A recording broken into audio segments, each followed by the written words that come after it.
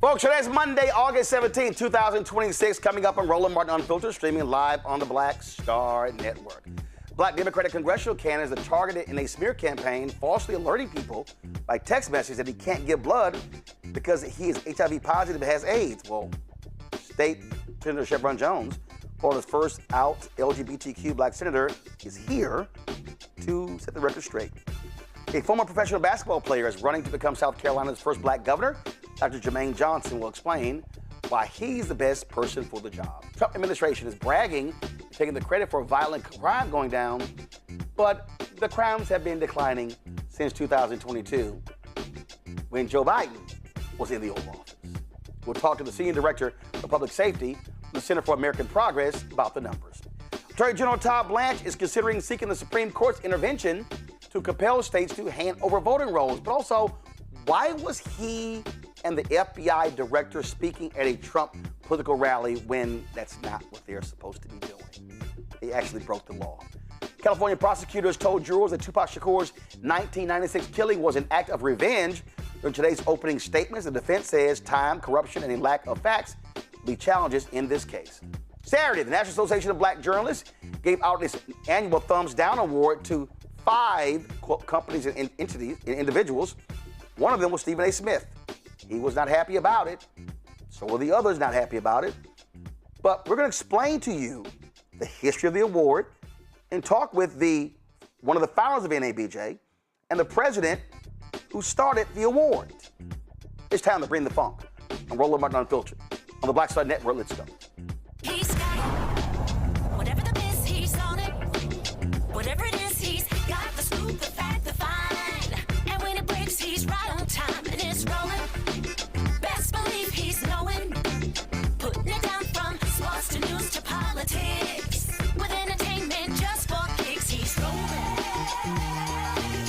It's on go, roll, y'all.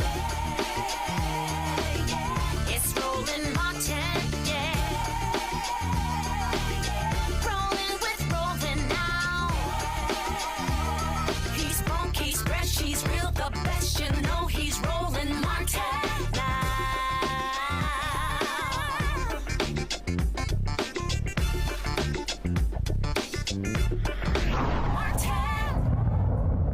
Folks, tomorrow, voters go to the polls in Florida. And one of the races that everyone is paying attention to is the congressional race to replace retiring Congresswoman Frederica Wilson. And man, is this thing getting ugly. A text message has been going around claiming that Florida State Senator Shevrin Jones, who is openly gay, is HIV positive.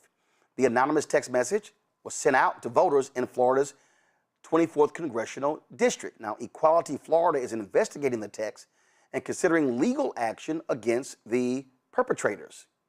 Florida State Senator Shevrin Jones joins us right now. Glad to have you on the show. First of all, let's just break this whole thing down. So I was in Atlanta last week at the National Association of Black Journalists, and a couple of Florida reporters brought this to my attention. And they said that your opponent, he has disavowed this and it didn't come from them. Does your team know where did this thing start? And any idea how many people have received this?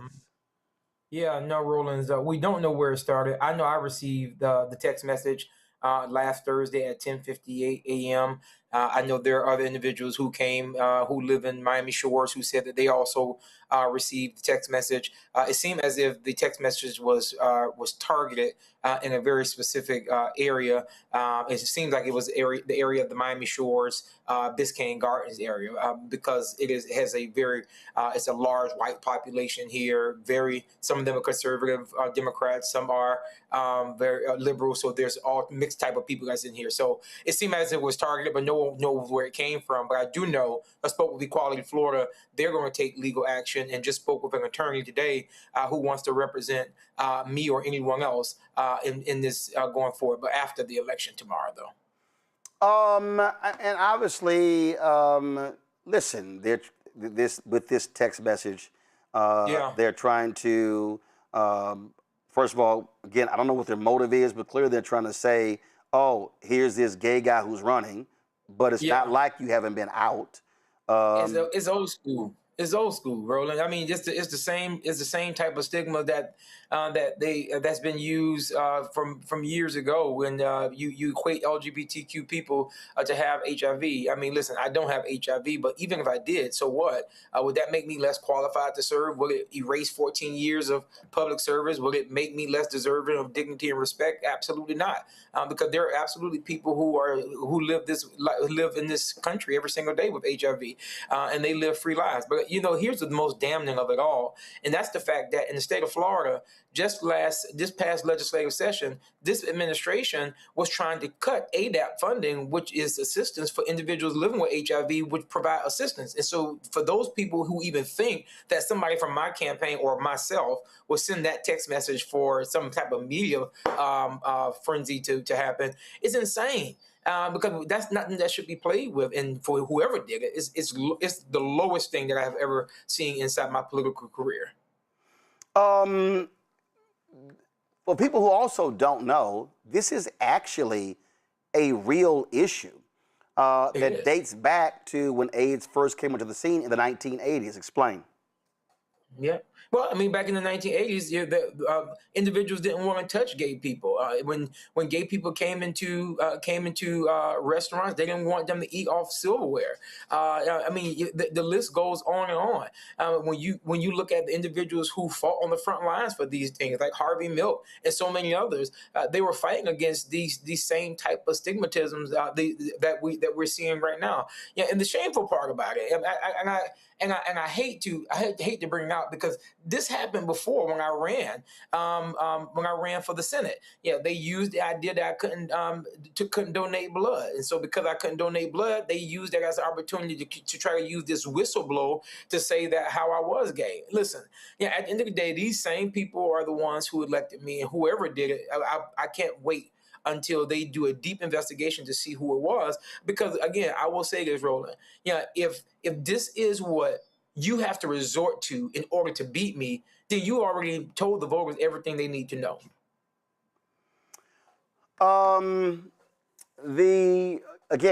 Race is happening tomorrow. This has been extremely contentious. Not just this race, but the race for another seat that may very well be filled by a white woman, Congresswoman Debbie Wasserman Schultz. So what this really speaks to is a black political power in South Florida. Yeah, it is. I mean, when you look at what's happened with the seats after this past legislative session of this consolidation of seats, I mean, there are no options for where black people can run. I mean, black representation in the state of Florida is almost, damn near non-existent. And I keep warning people. I know we're fussing and fighting about what's happening right now, but the real fight, Roland. Now, I've spent 14 years in the legislature, 6 years in the Senate, and if we don't get 2/3 in the Senate, while the Senate is planning for the census in 2028, if we don't have the numbers to stop, we're going to see worse gerrymandering than we even see right now with this mid-decade redistricting, because we won't even have the numbers to stop any of this. So when we talk about black political power, it's slipping away in Miami-Dade County every single day. And I end with this seat. Now, if Debbie wins this seat tomorrow, you have Debbie's seat and you have Maxwell Frost,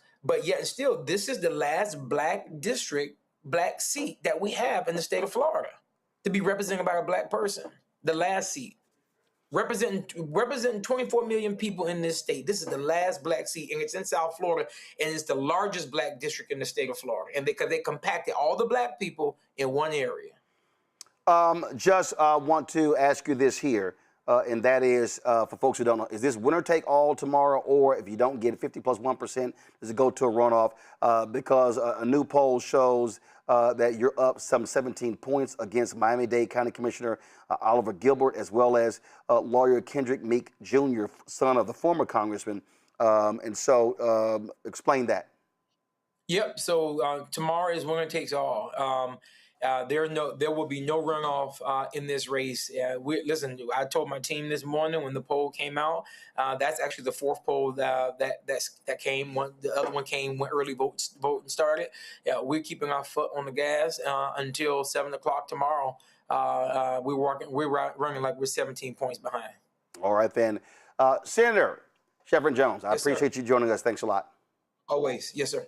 All right, I want to go to my panel right now to talk about this story and also this race. Win Cooney Siant, co-founder and CEO, politicking, for joining us from D.C. Dr. Ome Congo, being a senior, professorial lecturer, School of International Service, American University, author of Lies About Black People, How to Combat Racism. Joining us from D.C., Reverend Shonda Nicole Glatton, CEO of Good to the Soul, LLC, and pastor of La Plata AME Church in Charles County, Maryland. Glad to have all three of you here. When Coney, I just referenced this poll, and it is, look, you heard him say the black political power, but listen, in campaigns get nasty. And listen, folks should be investigating where all of a sudden, again, this text message dropped late last week, and it just started popping up on people's cell phones in the district. Yeah, Roland, I'm actually from South Florida, as you know, and so I'm from the district that's represented by Congressman Wasserman Schultz, but not too far from Senator Shevrin's district. And this is just part of the disgusting part of South Florida politics, to be honest. I wish I could say that I'm surprised, but unfortunately I'm not. But it's distasteful. And to, Senator Jones's point, who cares if he did or if he didn't? This has nothing to do with his credibility and his competency to be in public office. He's been in public office. He's been an asset to the community in that office. And it also makes me think of something, Roland. As many of your viewers know, I'm Haitian American, and I can't help but think of back in the 1990s when the CDC published the 4 H's about HIV, right? And it used to be 4 things: homosexuals, homophiliacs, heroin users, and Haitians, right? So I really always have a really big issue when people are misclassified based on how they identified or who they are, because now we know that HIV is based on none of those things, right? It's a blood-borne disease, and regardless of your sexuality or your ethnicity, you can contract it. Absolutely. Congo? I think it's just really disgusting, but at the end of the day, it's not surprising in this era that we live in that people have learned that resorting to the culture wars and resorting to fear tactics, it's going to keep working until it doesn't. And so I'm glad that he has, still ahead in the polls. I'm hoping that he does overcome this.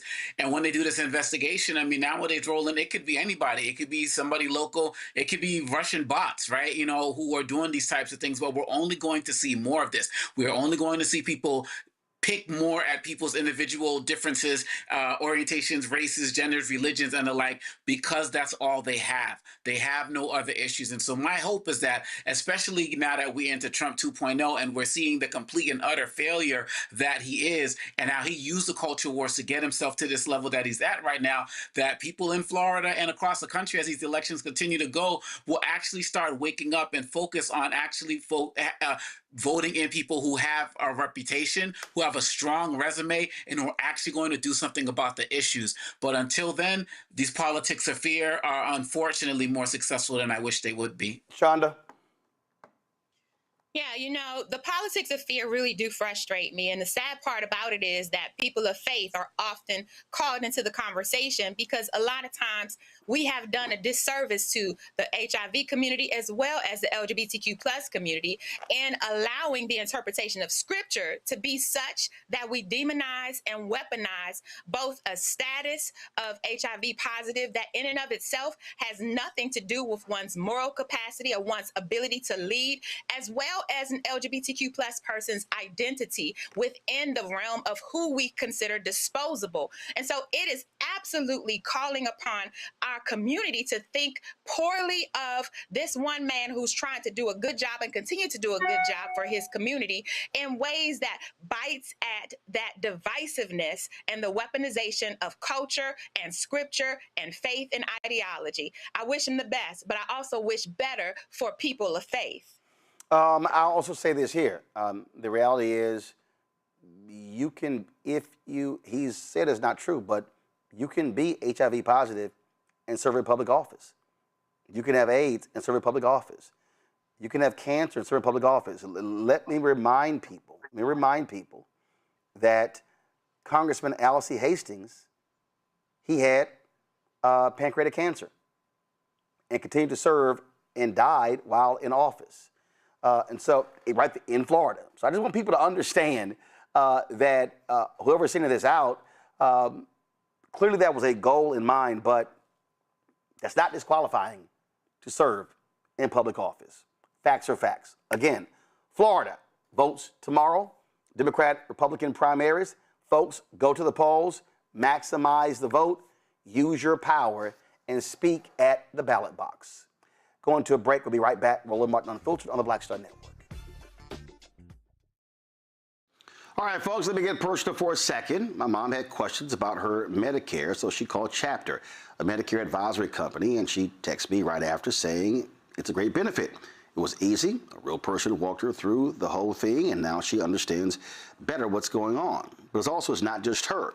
A woman in Yonkers wrote in saying the process was so simple, the enrollment was easy, and she was so glad she called. Then there's Marilyn, 90 years old, in Florida, living on Social Security. Her premium climbed every single year north of $400 a month for coverage she could barely afford anymore. So what does she do? She called Chapter. They found her the same top-tier coverage for hundreds of dollars less. 90 years old, and finally somebody in her corner. I hear stories like that again and again from our community. The Medicare system was not built to work for you. Too much fine print, too many plans. Yet Chapter's advisors are independent and honest, the only Medicare advisors that compare every plan nationwide. They're focused on one thing, what actually works for you. If you're already in the right plan, they'll tell you. No games. And people who switched with Chapter saved an average of $1,100 a year. All it takes is 20 minutes. You talk to a real person, and it's completely free help. So call Chapter at 724-264-8281, 724-264-8281. That's Chapter. I don't know about you, but I find it interesting that so many people think they know black men so well. How we feel, what we think, what we want, why we do what we do. Hell, they even told us why we vote and why we didn't vote, but never asked us what our aspirations were, what scared us, what pisses us off, what we live for, how we live. That's what this show is. No translation, because we don't need anybody speaking for us, but we do need to speak for ourselves. This is not a traditional election show. And we don't need to speak through other people's lens. It's no translation. Right here on the Black Star Network. Join us.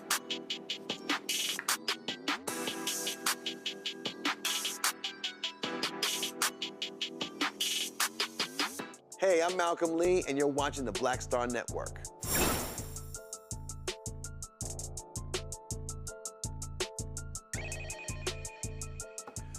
We know Donald Trump lies. He lies all the time. He makes stuff up and doesn't like getting fact-checked. And he's been lying about crime. On Friday, the FBI released records showing a decrease in violent crime in 2025. Both the violent crime and murder rates have gone down annually since going up in 2022. According to the agency's Uniform Crime Report, the overall number of violent crimes declined by 9.3% in 2024. The rate of murder and non-negligent manslaughter fell by 18.1%. Now, not all the data was positive. The analysis found that reported assaults on law enforcement officers had increased by 13. In all, well, that's a slight description. So in all, there were more than 90,000 officers assaulted in the line of duty, a 10-year high. Now, here's what's interesting. Trump had a rally in front of a bunch of law enforcement people where Attorney General Todd Blanche gave this stern warning to anyone who unlawfully touches law enforcement officers. This took place in Garden City, New York. The first year of this administration, Will y'all we saw please the check largest decrease in violent crimes in 100 years. And what that shows you, it shows you what happens when you have a leader, when you have President Trump empowering all of us, empowering me, empowering federal law enforcement to partner with our state and local cops, sheriffs, everybody. It happens when you back the blue every step of the way. My administration, in my Department of Justice, if anybody touches a federal law enforcement officer in any way inappropriate, we will prosecute them to the fullest extent of the law.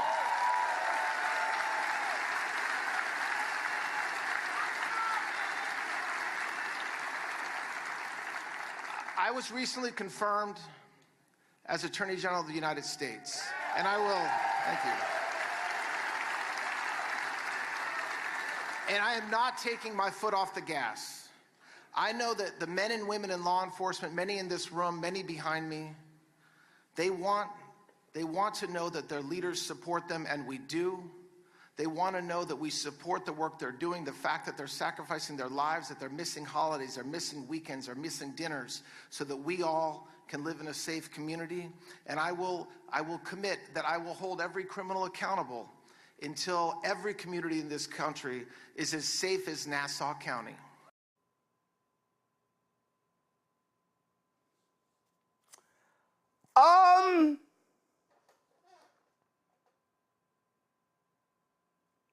Did he forget the pardons for January 6, 2021?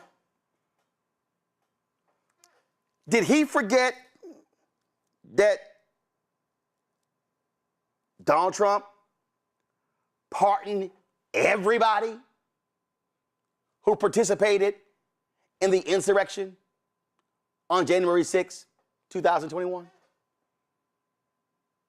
Did he forget that Speaker Mike Johnson refused for a very long time to put up the plaque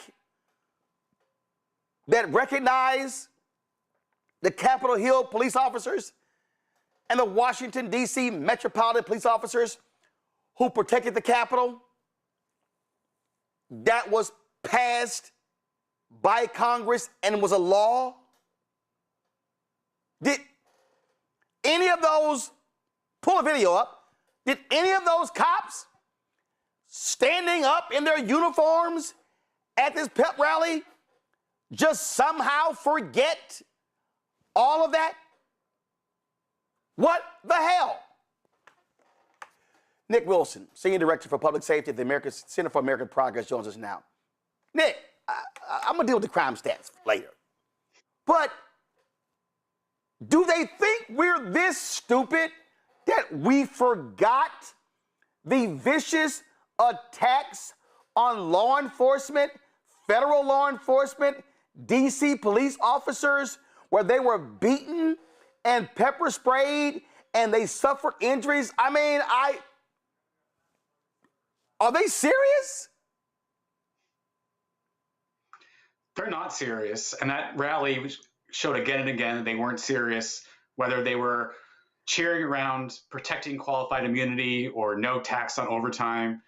There's a lot of applause breaks, but they really want us to forget about that horrible day and the lack of accountability that we've seen every day since then, as they ignore one of the worst days against police violence against police in recent history.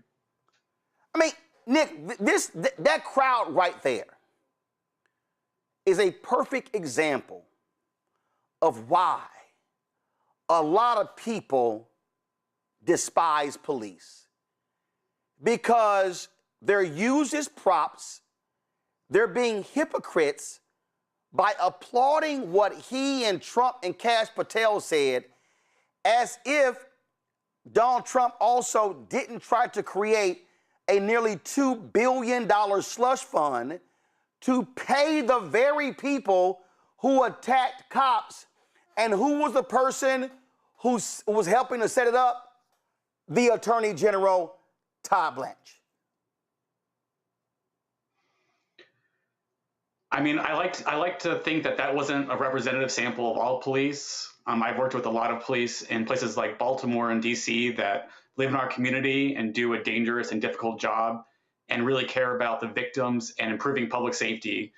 But when they participate in these rallies and support a president that does not care about them and is only trying to score political points off of them, and don't care about making sure police have not only the tools to be successful to solve crime, but are also held accountable when they break the law or cause harm. It's just, as you said, it's not serious. Last point on this before I move on. We talk about the attacks on federal law enforcement. Kash Patel, FBI director, spoke at the very same rally. And Kash Patel, Todd Blanche, and Donald Trump talked about fighting for and standing up for federal law enforcement. But just correct me if I'm wrong, Nick. Hasn't Kash Patel fired a number of FBI agents who were simply doing their job when it came to the raid in Mar-a-Lago and came to investigating certain things? So they don't actually support law enforcement. They really only support MAGA law enforcement, and they oppose any law enforcement that actually investigates them. That's exactly right. Not only have thousands of FBI agents been fired, others have been taking off really important cases, prosecuting violent crime, crimes against children, drug trafficking cases, and been forced to do immigration enforcement and going after people that aren't posing a threat. And not just the agents, but prosecutors, federal drug prosecutions of cartel leaders and organized crime leaders are at a lowest level since at least the 1990s. And they're pardoning political allies, people that have been defrauding millions of dollars of taxpayer money and drug kingpins. And it's really all political points. And they will use police and these statistics as kind of backdrops at their political rallies. But they're showing every day that they're undermining the very work that they do to go after organized crime and keep guns and drugs out of our communities. So let's go to the stats. Trump says, me, I'm the reason why the stats are going down. But they started in 2022. Who was president, or who was the Oval Office occupant? They refused to mention that President Biden oversaw most of these declines. You have to remember that actually murder spiked by 30% during Trump's final term in office. And then, yes, it went up some more and kind of steadied in 2022. But we saw record-breaking declines in both 2023 and 2024 in Biden's last years in office. And here at the Center for American Progress, we calculated that nearly 2/3 of the drop in the national murder rate by the end of last year actually, since the 2020 peak, actually happened before Trump re-entered the White House. And it's funny that Trump and the people defending him, when the crime was going down under Biden, they attacked the statistics and said you can't trust them, or they're being skewed, or they're being underreported. And now all of a sudden they have no problems citing the same statistics coming from the FBI. And Donald Trump loves to trash blue city mayors, especially if you're black. You probably have the stats in front of you. I already know we've had Baltimore Mayor Brandon Scott on. He loves trashing Baltimore. Seems like Baltimore has been doing a great job. That's that black mayor, blue city. Crime is down in New York City. That's the mayor. Before it was Eric Adams, now Mamdani. Is crime down in Chicago? Crime is down in Chicago, Philadelphia. It's down in all these cities that he attacked and threatened to send in the National Guard because they were so crime-ridden. I had the pleasure of working for Mayor Brandon Scott in Baltimore before joining CAP and helping him come up with a violence prevention plan that he's stuck with and is seeing record lows. And this year, 2026 is going to be even safer than it's ever been in history. But President Trump either ignores these facts or tries to take credit for it when he's done nothing but take money and cut grants and cut funding to the very programs that have been working to reduce crime in these cities. So, and again, this is what we keep laying out. So they claim they are tough on crime. and they're going to fund these various things. But the reason, I want you to speak to this here, the reason crime is down is not because Mayor Scott, Mayor Johnson, Mayor Parker, and the others just poured more resources into police department. What they actually did is take the concept of defund the police and enact it, which was, let's not send all money by putting more cops on the street. In fact, Baltimore has done this with a reduction, a shortage of cops. So what they've done is, so when people said defund the police, they said, hey, let's not park so much money into just training and hiring more cops. Let's actually confront all of the things that leads to crime, and that is how it's gone down. Yes or no?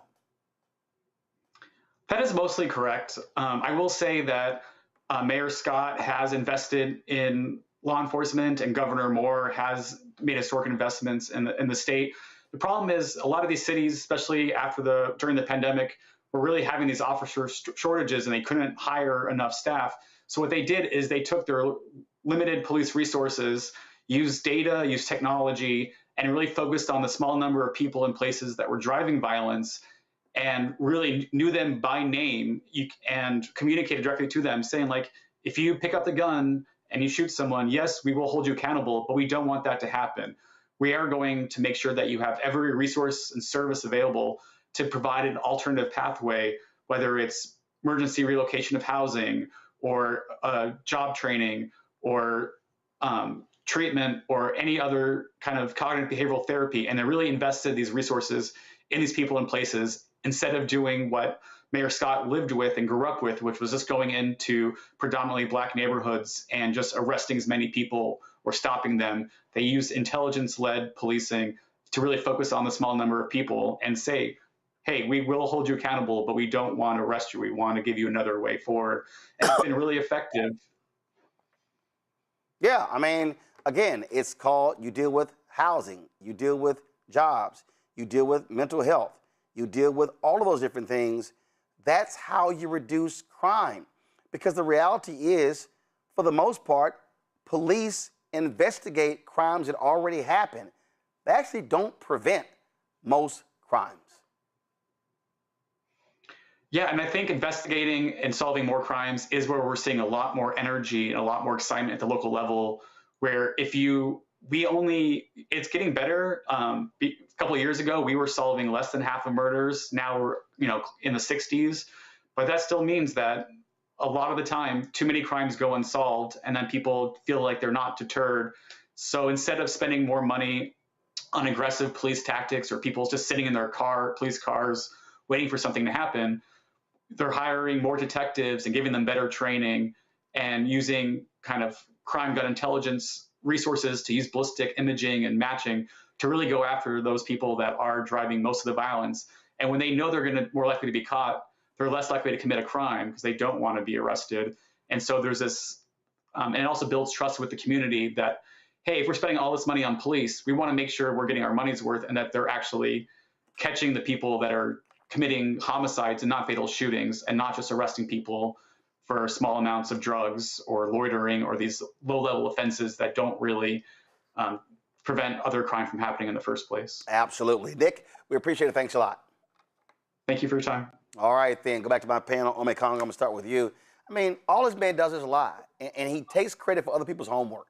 I mean, remember in the first term when he kept taking credit for signing a veterans bill that Obama literally signed?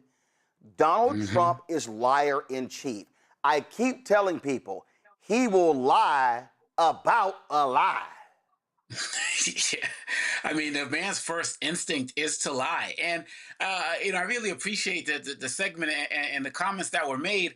But I'm just finding myself wondering, when are police going to be speaking up, right, about this? And the reason why I bring this up is because, of course, we know that there are some police districts that are, they're going to be red no matter what, so on and so forth.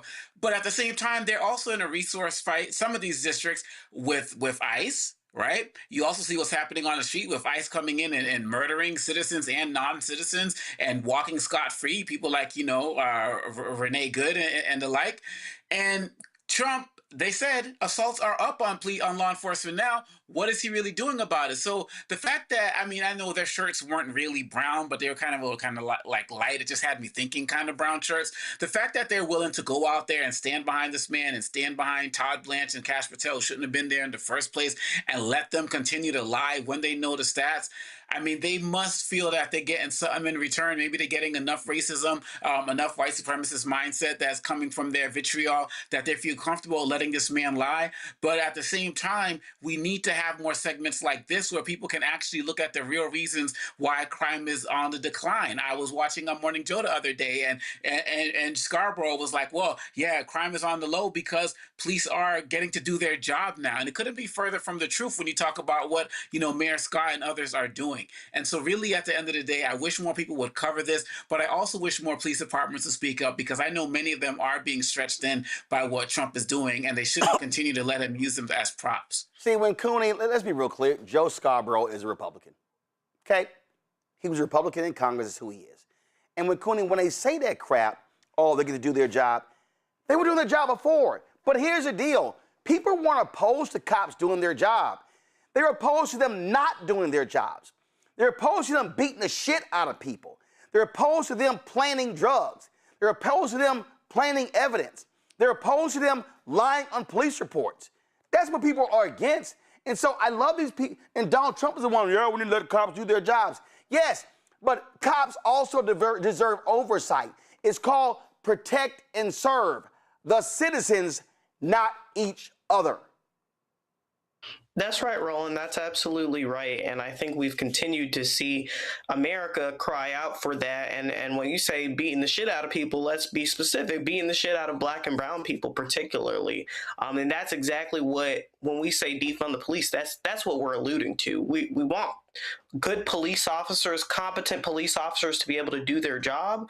But what we can't stand for is Donald Trump using them as an armed militia, right? What we can't stand for is Donald Trump sending federal law enforcement into cities to police and patrol them, right? Because that's not the reason why we see crime decreasing. We can all agree here that Donald Trump inherited an already decreasing crime trajectory, and now he's toting it as his victory. This shouldn't be surprising. We know he's a bully. We know he doesn't play fair on the playground.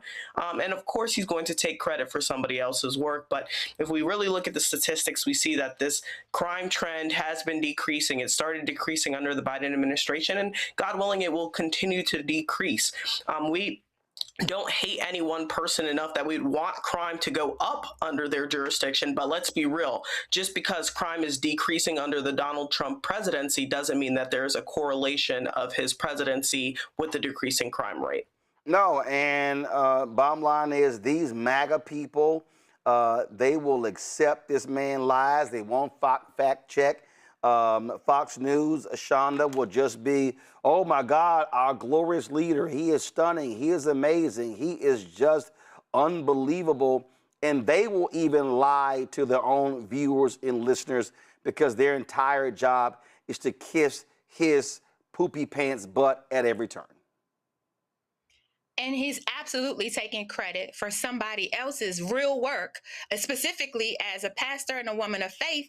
I can tell you since 2012, Live Free, Pastor Mike McBride, my homie, Rosie Bryant, and my team there, all of them have been doing the work of community-driven, faith-driven interventions to reduce violent crime in Black and brown communities all across the country. So no, he does not get to take the credit because, yes, we can say nationally violent crime is down, but we will not ascribe it to our current president's administration. But we also must not overlook or gloss over the reality that violent crime is nationally being reported as being reduced, but there are still huge pockets, particularly I think about college campuses. Just this month, we're looking at college campuses getting shot up at a larger number with students and community members getting ready to go back to school. I don't think we can even think about this national crime statistic being something that the current administration has any right to. But shout out to Live Free. All right, folks. I want to go back to Todd Blanche, y'all. because at the same rally, he actually said the Justice Department could take its efforts to obtain states' voter rolls all the way to the Supreme Court following its loss in 22 federal courts. In March 2025, Donald Trump signed an executive order directing the federal government to take action on election oversight. Acting on the order, the DOJ began demanding states turn over their official list of registered voters. The department filed 30 lawsuits against states, including red states, that refused to turn over their rolls. They've lost 22 of those cases so far. And the Constitution designates states as having the primary authority over the administration of elections. And Blanche said the president, Donald Trump, understands that, but it doesn't mean the federal government should not play a role. This is what he said Sunday on Meet the Press. One of the issues that he really cares about, the midterms, and there's been a lot of focus on the midterms as it relates to the Justice Department, which has lost 22 cases trying to force states to turn over their voter rolls. State officials have pushed back against those moves. They say states dictate how elections are run, not the federal government. Is it time for the DOJ to drop this fight, and will you do it? Well, we're relying on a statute passed by Congress that allows us, in the right circumstances, to review and get those voter rolls. And so, yes, we're not going to stop doing what I think every American should expect us to do, which is make sure that we have elections that are fair. And as that relates to the Department of Justice, that means making sure that there are no constitutional legal violations, even at the state level. So, yes, President Trump, this administration knows and of course understands that states administer elections, and that will always be the case, but it doesn't mean the federal government should play no role. And so the tension there is, of course, whether we should be playing the role that we're playing, and that's really what we're litigating. How far are you willing to take this fight? Because you've been ruled against now 22 times. Are you going to take this all the way to the Supreme Court, do you anticipate? We'll see. We'll see what happens. We're trying to work it out with states. Of course, yes, absolutely, it's a possibility. Election integrity is something that President Trump ran on, and the American people elected him. It's something that every American should care about. And so the idea that the Department of Justice is trying to investigate issues around elections to make sure they're fair and make sure they're conducted the right way is not something that we should be running away from. That's something we should be running right towards. I want to liars, pants on fire, liars. They're trying to rig the elections, Shonda, pure and simple. Yeah, so we know what has happened over the course of the last 2 elections. This notion of rigging the elections is something I think is a very strong point for us to think about, because by and large, as we look at voter records being purged, as we look at individuals being not able to vote in the same jurisdictions where they have over the course of people who have lived in communities for 20, 30, 40 years. I think the concept that they are trying to rig elections is an accurate one. And it's one that I think in terms of how the communities of faith can stand up to those rigged election conspiracies, that we can be ensured that we have people who are serving as election judges. When I lived in the city, outside of the city of Chicago, I was very proud to go and to become a Cook County election judge. And so as people of faith, do go to your local elections and make sure you are signing up as an election judge on either side of the aisle. You can sign up to be a poll chaplain on either side because it's nonpartisan. But if we have community eyes in the rooms as elections are happening, and even if we have some of our own people on the ballot, we can certainly avoid or mitigate the challenges around election rigging. Wendy Cooney. In terms of making sure that we're being active and not passive participants in the voting process, I think that's integral. And, especially as we have big elections happening tomorrow in my home state of Florida, this is something that people can use as oversight to get involved. But let's go back to what Blanche was saying. I think there's so much controversy here, Roland, because it's really about who's being monitored and why. When we look at the lawmakers, the Democratic lawmakers, they have consistently raised concerns that these federal elections have been disproportionately deployed in Democratic-leaning jurisdictions. I tend to agree. We already talked about how this voter roll access is playing out. And then, Attorney General Blanche has straight up said that there is not going to be a promise that the Justice Department is going to operate independently of the White House. He said an attorney general should not make such a pledge. I thought their job was to be beholden to that separation. So it's really concerning when you have an attorney general that really is again and again serving at the leisure of the president and not the United States people. It's quite concerning, but it's who he is, and he's continuing to stand 10 toes down on that. Congo bottom line is there ain't no separation. Period. Yeah, and normally I feel like these Sunday shows are, so I get so annoyed when they have these guys on to get out there and spout their lies. But what I'm particularly happy about with this one is because he made it clear. Like, in case anybody had any doubt, hey, Senator Cassidy, like, in case any of these guys had any doubts, Tillis and all of these other folks, he's made it clear that he lied to all of you all. And when they talk about, oh, do you expect me to predict the future about what he's going to do? No, you had his past to go off of. And so now that everybody understands that, Democrats should be chopping this up for advertisements and social media. Like, all of these campaigns really write themselves right now. And so for any of the American people out there who thought there was going to be any type of daylight between Blanche and Trump and RFK and all of these other guys, just know the facts right now that you're dealing with lying liars, and you actually have to move forward. You got to get out there and vote. You got to get out there and protest. You got to get out and call these companies to the shed that are supporting them, because they've made everything clear. And if we don't make a change now, the fault is ours. Indeed. Got to go to a break. We come back. South Carolina Democratic gubernatorial candidate for governor, Jermaine Johnson, joins me. Also in the next hour, we'll talk about the National Association of Black Journalists handing out 5 thumbs down awards, 2 individuals, 3 individuals, 2 companies. One of the individuals, Stephen A. Smith, he is not happy with that award. We'll show you what was announced on Saturday.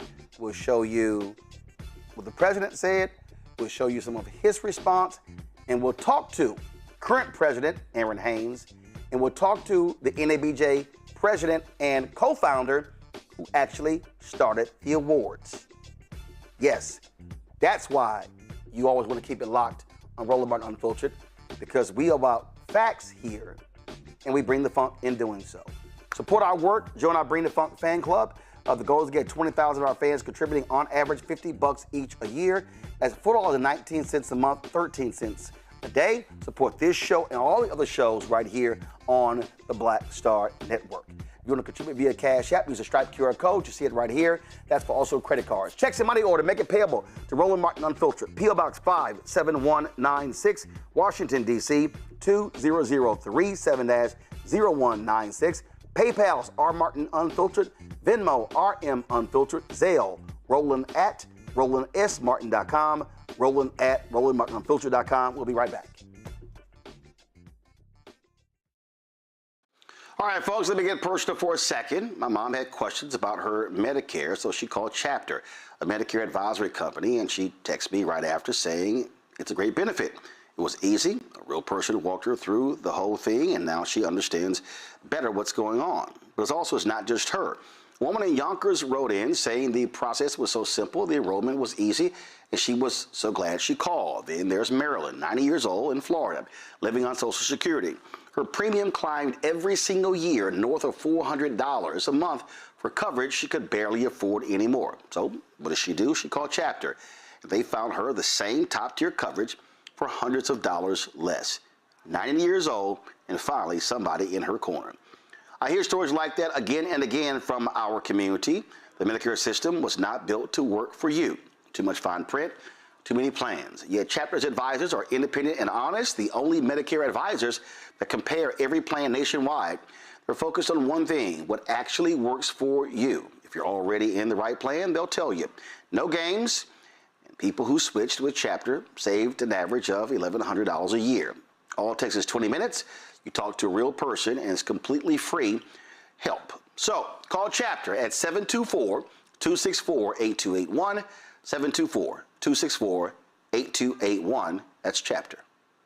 I don't know about you, but I find it interesting that so many people think they know black men so well. How we feel, what we think, what we want, why we do what we do. Hell, they even told us why we vote and why we didn't vote, but never asked us what our aspirations were, what scared us, what pisses us off, what we live for, how we live. That's what this show is. No translation, because we don't need anybody speaking for us, but we do need to speak for ourselves. This is not a traditional election show. And we don't need to speak through other people's lens. It's no translation. Right here on the Black Star Network. Join us.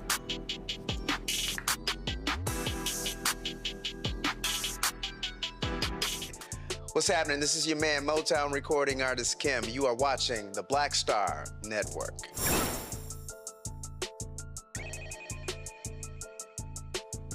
All right, folks, huge election takes place in November. Most focus is on U.S. Senate races, on congressional races, but there are critical gubernatorial, state rep, state senate, county commissioner, city hall, school board, DA, judicial races happening across the country as well. In South Carolina for the governor's race, Democrat Dr. Jermaine Johnson, who has served in the House of Representatives since 2004, will be facing Republican Alan Wilson in that particular race. Now, Johnson and his running mate Sam Scarton, a former congressional aide to the late Congressman and civil rights leader John Lewis, again facing Republicans Alan Wilson and his running mate, State Senator Mike Reichenbach. Dr. Johnson and Scarton say they will slash income taxes, build affordable housing, pass hate crimes bill, and more. Dr. Johnson joins us right now. I'm glad to have you here. Doc, very simply, you are in a red state. How can you beat Democrats there, Republicans there, when South Carolina ain't elected a Democrat governor in a long time? Yeah, well, the simple fact is South Carolina has been under a single-party rule for so long, over 2 decades. We've been dealing with the same thing. 24 years, as a matter of fact, that this state has been under single-party rule. And what has happened is it has gotten us nothing. It's gotten us being essentially 43rd in education. I mean, we've got the worst roads, we've got the worst bridges in the entire country.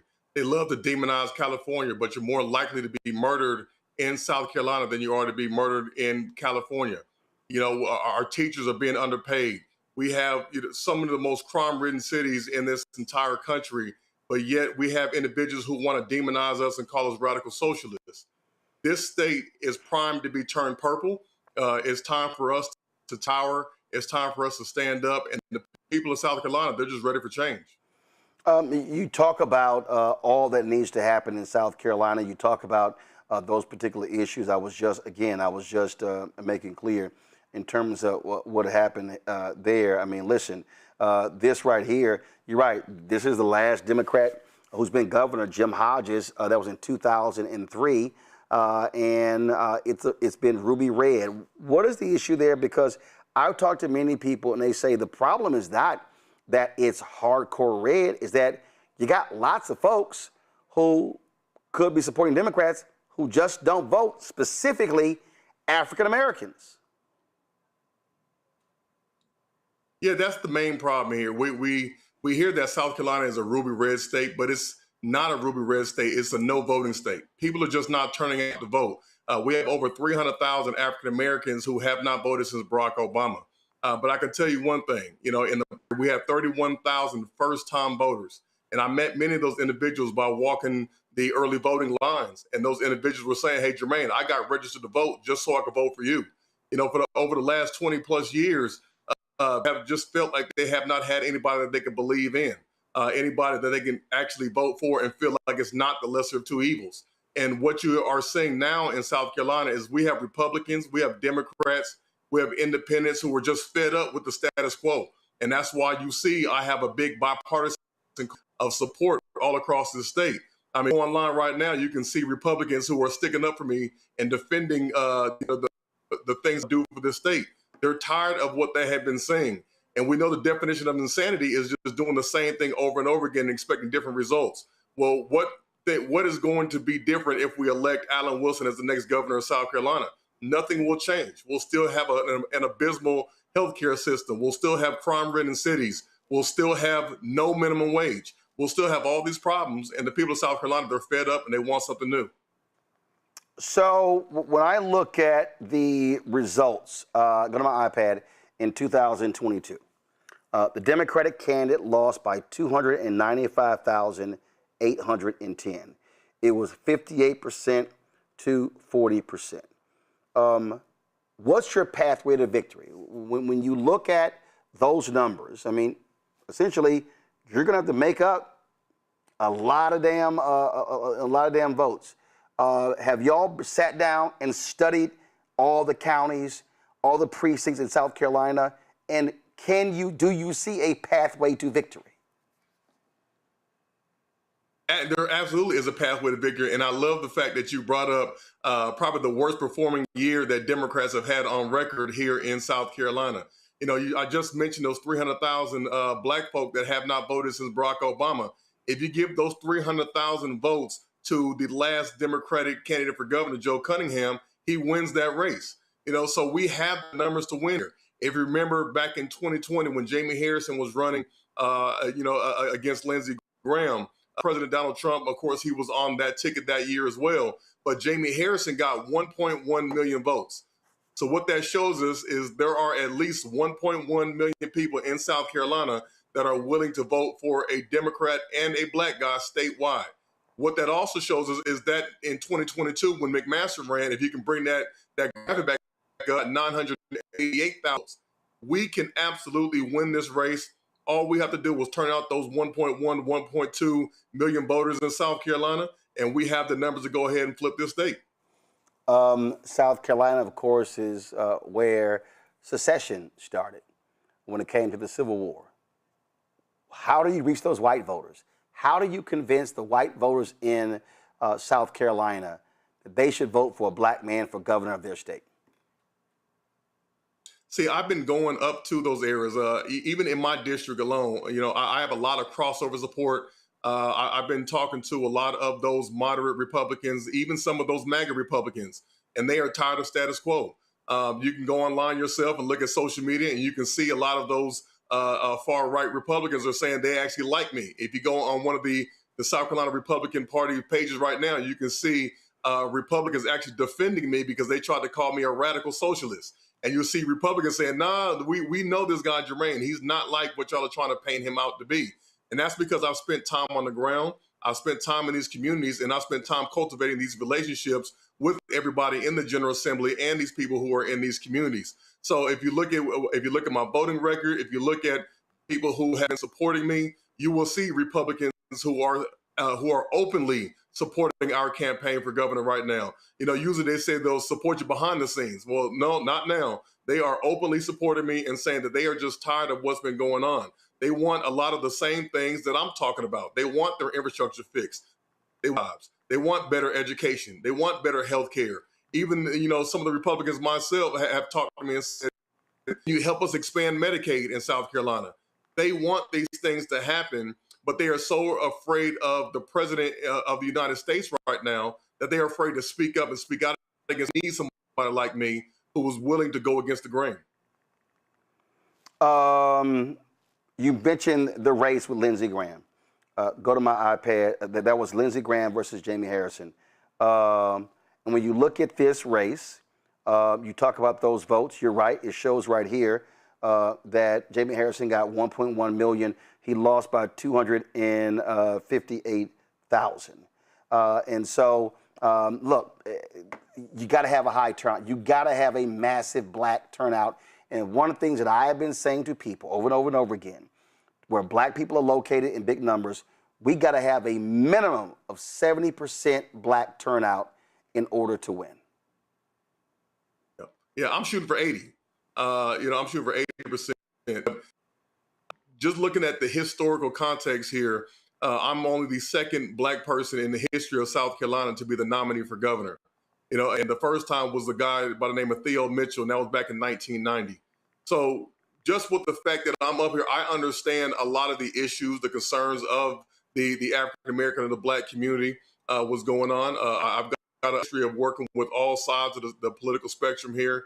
And I've been working with a lot of people just across the aisle and everywhere. And we have far more in common than we have in terms of differences. And as long as we have this massive turnout, which is what I'm saying is going to happen, like we had in the fair here, people, if the trends continue, if the momentum continues, people are excited here in South Carolina for the first time in a very long time. There's nowhere I can go in South Carolina where I'm not getting recognized now. People are excited and they're ready, and they just want me to be able to keep the issues at the forefront, not this mudslinging contest that they want to call, these name calls, competitions that they want to have. They want somebody who was just going to talk about the issues that people are facing every day in South Carolina. Quick questions from our panel. Congo, you're first. I wish you the best of luck in your campaign. And one of the questions I have is, how concerned are you about voter suppression efforts in South Carolina? So that's actually going to happen. I've already predicted that it's going to happen. You're going to see some ballot harvesting. You're going to see the effort by Donald Trump. As you already probably have seen, he'll be down here in some point this week trying to campaign for Darlene Graham. We know something going to happen. So the phrase we're using is win too big to rig, because we know that that's going to be their effort. It's traditionally their effort that they try to do is suppress. They're trying to erase voters off of the voting rolls now. They're looking for the data of voters. They're trying to do all the different tactics. They're trying to close the primaries because they know here in South Carolina, when you have open primaries, I have to register by party. They're trying all different types of things right now. So this may be our last shot at having an open and fair election here in Carolina if they get their way. Coney. Dr. Johnson, you've gone from representing House District 52 to now running statewide for governor. What did you learn in the legislature that fundamentally changed how you think South Carolina should be governed? Well, I learned that 90% of that we talk about, we all agree on. And that has been one of the things that I wanted to make sure came to the forefront, which is why I continuously just talk about the issues that South Carolinians are facing every day. We don't have a minimum wage in this state. We just follow whatever the federal government says. And a lot of these guys that are in the General Assembly, a lot of the Republicans, they will say one thing in front of the cameras and then do something completely different behind the scenes. They'll back room and say, Jermaine, I don't agree with any of this, agree with that. But if I vote this way, then I'm going to get primaried and they're going to come and they're going to get me out of office. So they're going to bring somebody who's worse off than I am in here. And they just kind of do what they are told to do. They just kind of follow whatever the president of the United States says to do. None of those individuals even wanted to go through with the redistricting situations shot down. But the President Donald Trump, he called down here to South Carolina and he said, y'all will go to session, you will do this. And that's what happened. But thank God somebody understood that it's kind of good to have a Congressman Clyburn up there, just in the simple fact we may have another Democratic president. And they need to continue on with these good relationships so that we don't have something to happen to us that could happen to other places in America. So I learned in the General Assembly that I can work with anybody and everybody, and it really doesn't matter what political ideology they prescribe to. Shonda? I wish you well. I'm praying for you and your candidacy, but you have built your campaign on being a true South Carolina first governor, right? And you've named this running mate whose work centers on lending small business owners that banks wouldn't touch. So I want to know, how do you, because I have family in rural South Carolina, how do you speak to an actual policy mechanism and not just a message that will convince those rural working class voters that your administration can actually reach them? Yes. Well, I've already done a couple, and I let my actions speak louder. I created something in my district called the Lower Richland Tech Academy. And that Lower Richland Tech Academy, it teaches low coding and no coding technologies to people in rural communities. And it teaches them how to start their own virtual businesses. It teaches people how to do little things like solving community issues, rural community problems that they have there. And with the creating of this technology academy that I did, it is actually starting small businesses right in the town of Eastover, South Carolina. If y'all know where Eastover, South Carolina is, a very, very small rural town. And we started 40 small businesses right there by investing $500,000 into this program. I've got something called the South Carolina Resource Independence and Resiliency Act. And I even talked about this when I was on the Breakfast Club with Charlemagne. And what we talked about was the fact that South Carolina only produces 11% of the food that it consumes every single year. That means the majority of our food and resources are coming from other states and other countries. This bill would actually have the state's government to actually start rural farmers, rural communities that have small businesses so that we can produce at least 25% of our critical resource that we need by the year 2036. What that would do to rural communities, that would literally have farmers have to double in size over, because we would have to be going to these rural communities to get our small energy needs, to get these different things. That would allow businesses to expand. Rural communities would get the money that they need, that they desperately deserve, and we would be able to just grow our economy on the small businesses in this state. I have another question then, because you talk a lot about the digital work or the online work that you're going to be able to do in these rural South Carolinian communities. But what about that digital tech divide, that there's so many in the rural South Carolina area that can't even access broadband sufficiently? So do you have, and I don't want to push, but do you have an answer for that? Yeah, and I love the fact that you're pushing, because thanks to Joe Biden, everybody's getting broadband here in South Carolina. So even in my district, everybody's having broadband internet as well. And obviously, we got to give kudos to a blue president who was able to provide us with those funds so that people could get that, and also Congressman Clyburn helping to bring those funds right here to South Carolina, that everybody is now going to have access to broadband internet. One question for me. Are you getting the support you need from the Democratic Governors Association and Democratic donors outside of your state? So the DGA, they are now about to start helping out with a lot of things. I've been a part of the DGA's, like their retreats. I've been to a few of those already.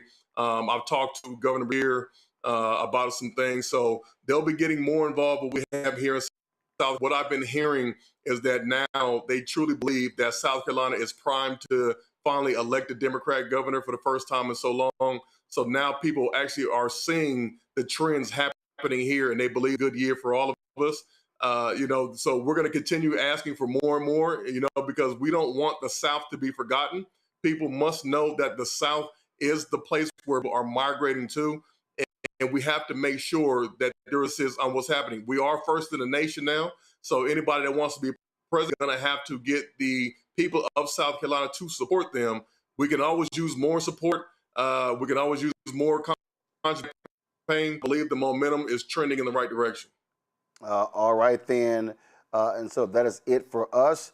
And I'm surprised, Dr. Johnson, you ain't sliding your website. Well, listen, hey, I appreciate it. I appreciate you letting us know that. Doc, if you're gonna do this, Doc, you gotta mention. I'm just saying, if I'm you, I'm mentioning at least 2 or 3 times. Slide it in. Well, let me go ahead and do that right now. I don't want to take over your show, so you can go to johnsonforsc.com if you want to get more information about the campaign. You want to get involved. If you're in South Carolina, free to sign up to be a volunteer. If you're not, you can contribute to the campaign. We can desperately use some assistance to expand our message, to go ahead and continue reaching the voters where they are. We know this is a big state. There's 5.4 million people in this state, and we've got to get in front of everybody so that they know that there is a better option than what they've been seeing for the last 24 years, that there is an opportunity to build this new South Carolina. And that is exactly what we're going to do together. We're going to build this new South Carolina because this is the opportunity for all of us. And I'm not going to give you too much heck, Brother Martin. But as a man of Phi Beta Sigma Fraternity Incorporated, we have to make sure that we act. Again, it's a nice little youth group. Just want to let you know, alphas know how to ask for money. So you've been to enough black churches. So yeah, it took an alpha to tell you how to ask for some money. All right, good luck, Doc. See, you should. Appreciate you, brother. See, you shouldn't even brought that up. See, you brought all that pain on yourself. And I got one of your little frat brothers in the control room so happy because he finally got a Sigma on the show doing something because normally it's alphas. All right, I appreciate it, Doc. Thanks a bunch. All right, y'all. Saturday night in Atlanta, National Association of Black Journalists had their Salute to Excellence Awards Gala, and at the gala announced the 5 awardees of the NABJ Thumbs Down Award. Roll it. 2026 NABJ Thumbs Down Award. Each year at its annual convention, NABJ presents the Thumbs Down Award to an individual or organization whose actions, reporting, or institutional practices have significantly undermined fair, accurate, and inclusive journalism about Black communities, or have otherwise acted in ways fundamentally at odds with NABJ's mission and values. The award recognizes conduct that harms Black journalists, weakens newsroom equity or editorial independence, reinforces damaging portrayals of Black people, or compromises the public service mission of journalism.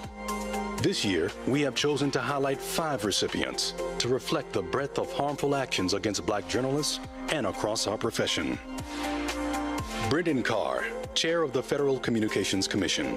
Since assuming leadership of the FCC, Carr has repeatedly used the agency's regulatory authority in ways that have raised serious concerns about press freedom and editorial independence. His actions have targeted news organizations through licensing scrutiny, while amplifying efforts to pressure media and communications companies to dismantle diversity, equity, and inclusion initiatives. Together, these actions have contributed to a chilling environment for independent journalism and threaten the diversity of voices essential to serving the public interest. CBS. Under its current leadership, CBS eliminated its race and culture unit and implemented newsroom workforce reductions that disproportionately affected journalists of color. The company has also faced sustained internal disputes over editorial independence and newsroom decision-making. Taken together, these actions have diminished specialized coverage of underrepresented communities and raise significant concerns about the organization's commitment to diverse journalism, editorial integrity, and public trust. DeJuan McCoy, owner, president, and CEO, Circle City Broadcasting, parent company of Wish TV. McCoy's leadership has been the subject of multiple allegations regarding the treatment of Black journalists, raising serious concerns about workplace equity, newsroom culture, and professional accountability. These reported practices are inconsistent with the standards of fairness, inclusion, and respect that NABJ has long championed throughout the journalism profession. Stephen A. Smith, sports analyst and political commentator. Smith has established a recurring public pattern of disparaging commentary directed at prominent Black women across politics, sports, and media. Such commentary reinforces harmful narratives, undermines the fair and respectful representation of Black women in public discourse, and stands in direct conflict with NABJ's long-standing commitment to accurate, responsible, and inclusive portrayals of Black communities. The Washington Post. The Washington Post implemented layoffs and newsroom restructuring that disproportionately affected Black and other journalists of color, including reporters covering race, identity, extremism, protest movements, and other essential public interest beats. The reductions also weakened reporting capacity across opinion, international, local, and sports coverage. These decisions diminished newsroom diversity and subject matter expertise at a moment when robust, inclusive journalism is critical to public accountability and democratic understanding. Folks, here is some of what was said Saturday night by NABJ's president, Dr. Aaron Haynes. NABJ bestows its Thumbs Down Award on an individual or an organization whose actions undermine fair and accurate coverage of Black communities, reinforce racist or stereotypical narratives, or advance practices that conflict with NABJ's mission and values. This year, I believe it is especially important to understand this award in a larger context. At a moment when journalism is facing growing political, economic, and institutional pressure, the stakes extend beyond any single offensive statement, newsroom decision, or individual journalist. Decisions about who owns media, who controls newsrooms, which journalists and beats receive investment, and which reporters can work without political or corporate interference, shape what stories get told, whose experiences matter, and whether journalism can hold powerful institutions accountable. These are not abstract questions, because they determine who gets to tell the story of America. And at a time when the public needs rigorous reporting on the forces that are shaping people's lives, eliminating journalists and subject matter expertise weakens journalism's ability to serve the public and hold power accountable. Now look, I know the Thumbs Down Award can make people uncomfortable. Good. Because accountability is not supposed to be comfortable. The theme of this week has been our revolution, truth, power, and Black journalism. We cannot spend an entire week talking about truth and power and then become timid when it is time to tell the truth to power. We cannot talk honestly about what is happening to journalism right now without talking honestly about who is making the decisions that are shaping journalism. These things don't just happen. Newsrooms don't become less diverse by accident. Journalists do not simply find themselves without institutional support by accident. Press freedom does not erode by accident. Editorial standards do not bend themselves. People make decisions. Executives make decisions. Government officials make decisions. Companies make decisions.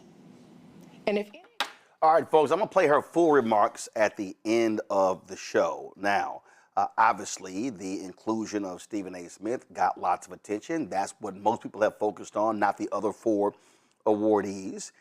Stephen A. Smith dropped a 44-minute video on his YouTube channel. Here is some of his response. What's up, everybody? It's your boy, Stephen A. I'm on vacation. I've been out of the mix the last few days because I'm busy about to send my daughter to college. And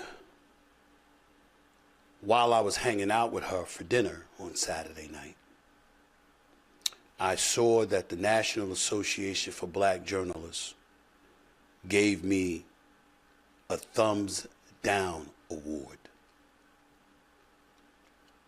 Now, I know there's a lot of people that are expecting me to go nuclear. And the reality of the situation is I just might. But at this particular moment, that's not my inclination.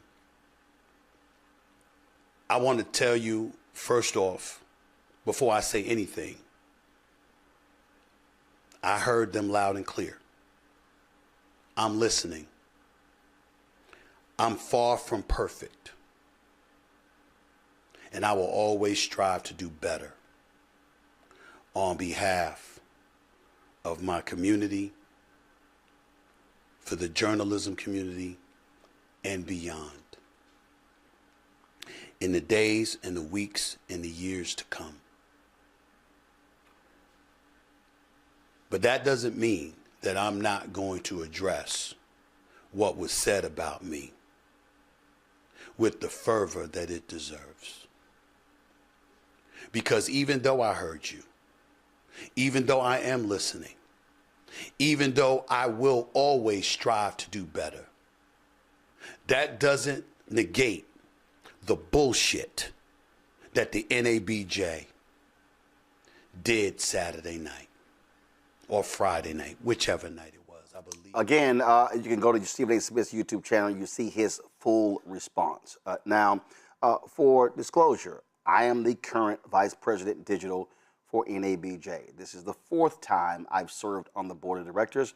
First as National Student Representative, second as Secretary, previously as VP Digital.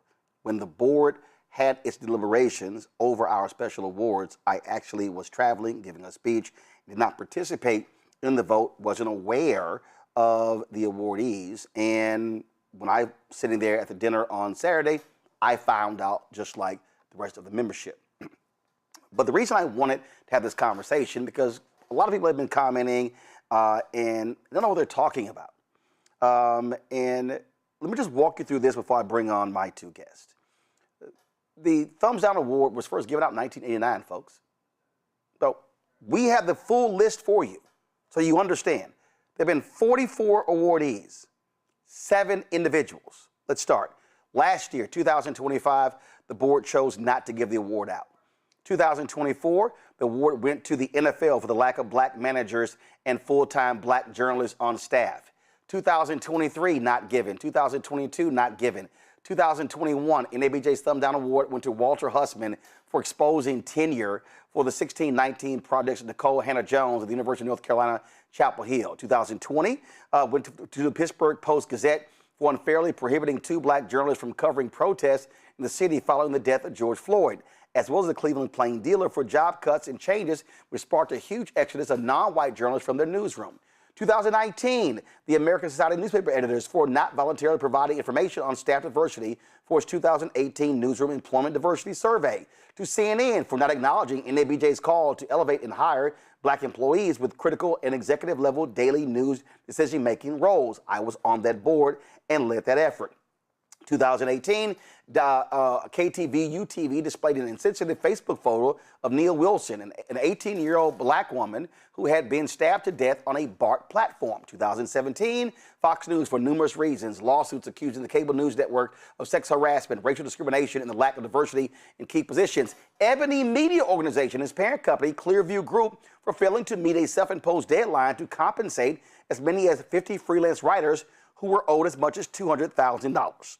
2016, Dow Jones and Company, the New York Times, the Washington Post for paying white male employees more than journalists of color.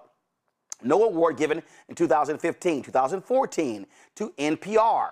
2013, not given. I don't have the reason for NPR in 2014, but I hope we'll grab it. 2012, Time Magazine for lack of diversity within the reporting corps. 2011, Fox Business, MSNBC, CNBC, CNN, and Bloomberg for the lack of diversity and a failure to hire, replace African-American journalists in primetime anchor and decision-making roles. I was on that board. I participated in that vote. No award given in 2010 nor 2009. 2008, Fox News and Pat Buchanan for its controversial commentary, including columns like A Brief for Whitey and The Way Our World Ends, which featured racially insensitive remarks about black Americans and demographic shifts. 2007, BET for not airing the Coretta Scott King full funeral services live. 2006, no award given. 2005, Armstrong Williams for disclosing he accepted $240,000 from the Bush administration to promote the No Child Left Behind law. 2004, Jason Blair, who tied his fabulism to diversity hiring when he was, of course, at the New York Times, and he plagiarized. Also, 2003, the award not given. 2002, William McGowan for his book Coloring the News. 2001, the Pittsburgh Tribune Review for a nasty editorial about after the Washington Post, Katharine Graham died. U.S. News and World Report received the Thumbs Down Award for its photo of a black woman in a tree used to illustrate the floods in Mozambique that year. No award given in the year 2000, 1999, 1988, 1997. In 1996, the New Republic magazine for a story by writer Ruth Shallett that disparaged diversity efforts at the Washington Post. Buckley Broadcasting Corporation for syndicating radio talk show host Bob Grant after he was dropped by WABC Radio in New York after a string of racially offensive comments. 1995, New Republic magazine featured a story called The Decline of the Black Intellectual. The piece by literary editor Leon Wieseltier wasn't about black intellectuals at all. Only one, Cornel West, author of Race Matters, was featured. The Atlanta Monthly featured a cover piece titled The New Intellectuals, making a case for today's black intellectuals have assumed the pace-setting role of public intellectual that a white coterie of literary lights played in the 1930s, 40s, and 50s. 94, the New York Daily News received the award for laying off black male reporters during its downsizing. CBS earned the Thumbs Down Award for a story titled Drawing the Line on Street Stories, which was criticized for a one-sided stereotypical story following the 1992 LA riots. 93, WKBQ for 2 disc jockeys who had directed a racial slur at a black female caller on the air in St. Louis. Same year, Chicago Reader for a political cartoon of a black Chicago alderman, Dorothy Tillman. Tillman was depicted by cartoonist David Nelson as a paper doll in a bra and underwear. The cartoon included 2 outfits, a dress and a soldier's uniform. Chicago Sun-Times for its article by Tom McNamee about raccoons getting into suburbanized garbage. It compared the animals to Chicago gang members. 1991, Mike Barnacle, the Boston Globe columnist, for statements he made during a television appearance saying he knew more about how to cover the inner city and black people than any black reporter in Boston. In 1990, the Richmond Times-Dispatch for its editorial on the death of Houston Congressman Mickey Leland. In 1989, the first year it was given to NBC News for its disparaging report on the death of NABJ co-founder and ABC News anchor Max Robinson, and for the first time to Pat Buchanan for writing racially insensitive commentary regarding young black and white males. Now, some people said, well, Saturday's award showcase was the wrong place to give the award, but it's been given there other years as well. Joining us right now is current NABJ president Aaron Haynes, also NABJ co-founder and former president and longtime journalist, columnist, former chair of the Global Communications at Morgan State University, Dwayne Wickham. Glad to have both of y'all here.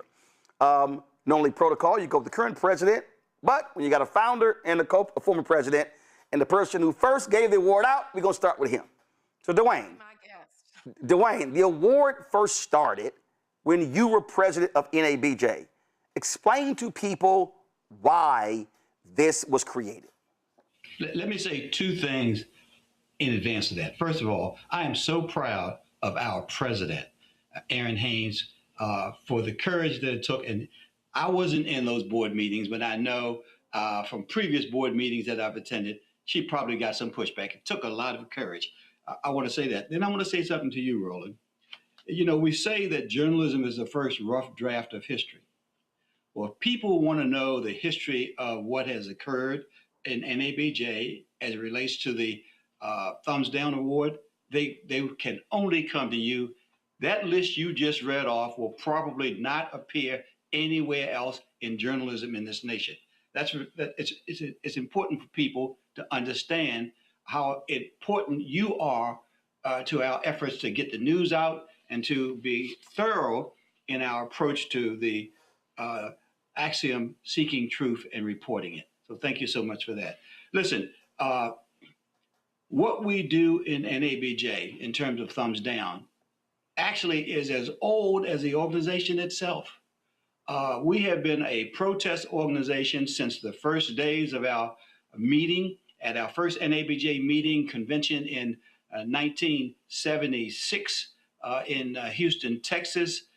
Chuck Stone called out the then Secretary of Agriculture, Earl Butz, and demanded that the president, Gerald Ford, fire him for his racist remarks about black males and why black people generally would not vote for Republicans. And so then we fast forward, not to 1989, I want to take you to 1984. Because it was in 1984 that we had 2 incidents that spurred me to think about making an award, creating an award to tackle these issues that relate to the disparaging, denigrating remarks about black folks. It was in 1984, as you know very well, that Jesse Jackson got in trouble during his presidential campaign when he talked about Hymietown and how we had an incident when Milton Coleman, a black reporter at the Washington Post, felt so offended by those remarks, which were given to him off the record in an off the record session, that he felt they had to be reported. But he didn't report them himself. He didn't have the courage to write an article and put his name on it. He gave it to a white reporter, and the white reporter reported that incident. And then Milton Coleman felt compelled to come to our convention that year because he got so much heat from the black community and so much heat from fellow journalists. He came, but he brought in tow with him a guy by the name of Lem Tucker. Lem Tucker was a broadcast journalist who worked, I believe for CBS News. And Lem took to the stage after Milton Coleman and offered a defense of him that in essence was an attack on black journalists. and said that so many of us were not even qualified to call ourselves journalists. And so by the time I became president in 1987, I was thinking, what can we do to have a voice that is strong, that is institutionalized, so that we will speak to these kinds of issues and take on people who denigrate us, black, white organizations. We want to take them all on to show that NABJ has the courage of its convictions. So we got that act passed. It wasn't easy. That we had board members who worried that by calling out anyone, we would put the organization at risk.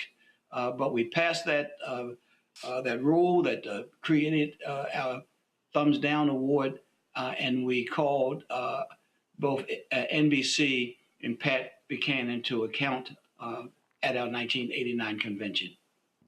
I want to, so a couple of things, because y'all know how I feel about facts, before I go to Aaron. It's interesting Dwayne brought up those comments by Agriculture Secretary Earl Butz, because when a former ambassador, Andrew Young, met with our board of directors last Tuesday, he brought that up. And Joe Davidson, one of our co-founders, also brought that up as well. And Joe was paraphrasing, and I happened to actually go find the story. And so any of y'all listening, don't get offended what I'm about to tell y'all, because I'm quoting here. They were on a plane, and he was asked the question, he was asked the question, why can't the Republican Party attract black voters? And this is what he said. I'll tell you what the coloreds want. It's three things. First, a tight pussy. Second, loose shoes. And third, a warm place to shit. That's literally what he said. And actually, the person who asked him why the GOP can attract black voters was the singer, Pat Boone. And so that's where that first started. Dwayne referenced Lim Tucker. Yes, it was CBS. This is a New York Times article where he made those comments. Merv Osman, my Alfred brother, he was the president at the time. And in this New York Times article, y'all will see where all of this was covered. And then Tucker said, quote, I believe excellence is colorblind. I believe there's no such nonsense as black journalism or white journalism. There's good and bad journalism. And anyone who has to ask the question, are you black first or a journalist first, is a bad journalist, period. And those were some of the comments that he said. And then he said this here, I'm proud to say that I am black. I am a journalist. I stood yesterday, I stand today, and I'll damn well stand tomorrow for Milton Coleman because he stands for excellence. He then went on to say to condemn Milton Coleman for his excellence only makes the world question what kinds of journalists these black folk are. There's something really silly about some of you whose work has consistently demonstrated that you do not even understand the meaning of the word excellence. Criticizing Milton Coleman, never forget that color still plays a role in helping us get a job in this industry. But remember that once we are there, we are journalists. And so, y'all, this ain't the first time. And let me be clear before I go to Aaron. I told you that I did not participate in the vote. I just want to give you that fact. I'm not running away from the board's decision. As a board member, you speak for the organization. But I also said, when previously situation, I was at CNN. I was working for CNN when I voted to give that award to CNN. And I remember another board member challenged me, who's also at CNN, saying, how dare you vote on this because you work there? And I said, and I was in position to actually get a show. It was in my contract. And I said, when I sit on the board of NABJ, I do not represent my personal interest. I represent the interest of the organization. And if you come to the board and you bring your personal interest, then you are doing a disservice to the members. And so, Aaron, I'll go to you. This decision, first of all, was a record 5 awardees. Again, I wasn't there when the conversation was taking place. Why was it so important to you and the board to give out these 5 awards, and specifically include Stephen A. on that list? Yeah, well, I mean, first of all, thanks for being so willing to unpack the history of this organization and of this award specifically. I just listening to Founder Wickham, former president, laying out the rationale for wanting to create this award, I mean, it is really in the spirit of our bold and visionary founders and past presidents that I felt that it was important to talk about this now. I mean, when you look at who we named this year, I think we have to agree that there's a clear through line.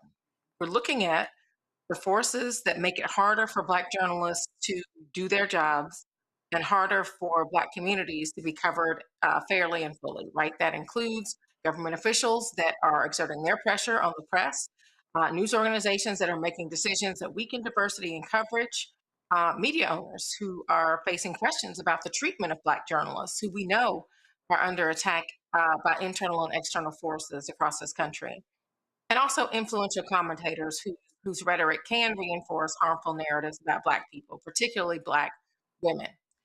Now, you know me, we've been on this board together for a year now, and I've been very clear that advocacy is central to my presidency, particularly advocacy around Black women in our profession. So that means defending Black journalists when they are targeted, but it also means challenging institutions or individuals when necessary, as well as creating opportunities for our members to thrive. So those things aren't separate from one another. They are all part of protecting the future of Black journalism. And so that really is the spirit in which this award was bestowed, not only on Stephen A. Smith, but the 4 other recipients that we chose to recognize this year. I often say, Aaron, that we live in this attention economy. And it's very telling how so much discussion has been solely about NABJ giving the award to Stephen A., but ignoring the FCC chair, who has literally told companies, I will not approve any of your mergers or acquisitions for the companies that have oversight with the FCC if you don't get rid of DEI. They right now, the FCC is threatening to pull the licenses of Disney-owned TV stations because they don't like their coverage. CBS, what they've done, the Washington Post, pulling the editorial endorsing Vice President Kamala Harris and whacking numerous Black folks.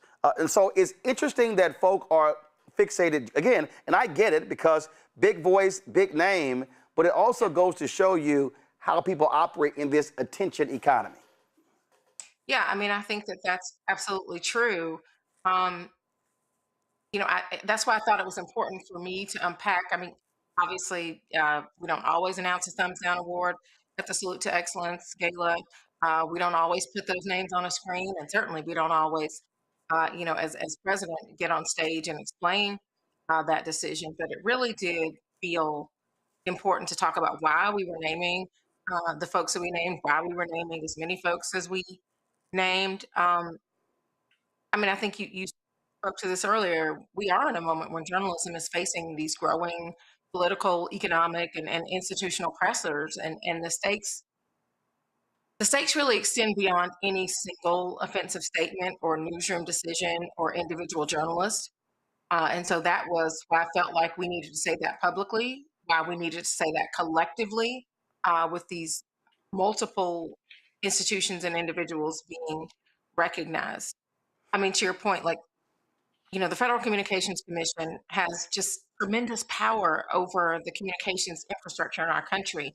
We have to name that under Brendan Carr's leadership, the agency has increasingly used its regulatory ability to prosecute, I guess I should say pressure news organizations to challenge broadcasters in ways that really feel threatening to editorial independence. We know that it's creating a chilling effect on journalism. That is something that needs to be called out. When we saw the elimination of CBS's race and culture unit, right? A retrenchment. We just had a reckoning where, you know, you had news organizations declaring that this kind of coverage was important, that it was a priority, that it was part of the American story. And now here we see that unit being eliminated, and other, you know, workplace reductions that disproportionately impacted journalists of color in a way that did more than just change the literal complexion of the newsroom, right? Like, these decisions are reducing the expertise and the capacity that is needed to fully report on race and inequality in communities, which we know are the unfinished business of this democracy. This is the story. This is not a side issue, right, for journalists to be covering. This is the main issue. And so to not have that expertise in the building, that is an issue of just the fullness of the coverage that is now available there. Not to mention that there are questions around editorial independence and newsroom decision making that have been a result of some of the decisions that have been made there in the past year. We're talking about Black ownership, right? The Dewan McCoy, that recognition. We need our local journalists who are in news outlets across the country to know that we're not just focused on what's happening with the most high profile places, right? Like we are also focused on the places that where people, are working and whose names we don't know. That we want people to know that NABJ is also a watchdog and that we are watching, whether that is from the places that everybody does know or the places that people may not necessarily know.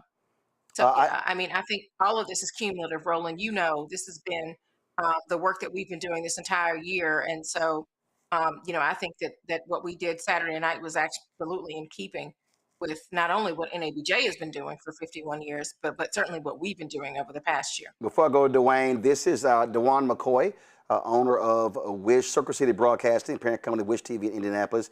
He has responded, giving him that award troubling. And so that's his response. Dwayne, earlier you talked about courage. And look, it's not always easy.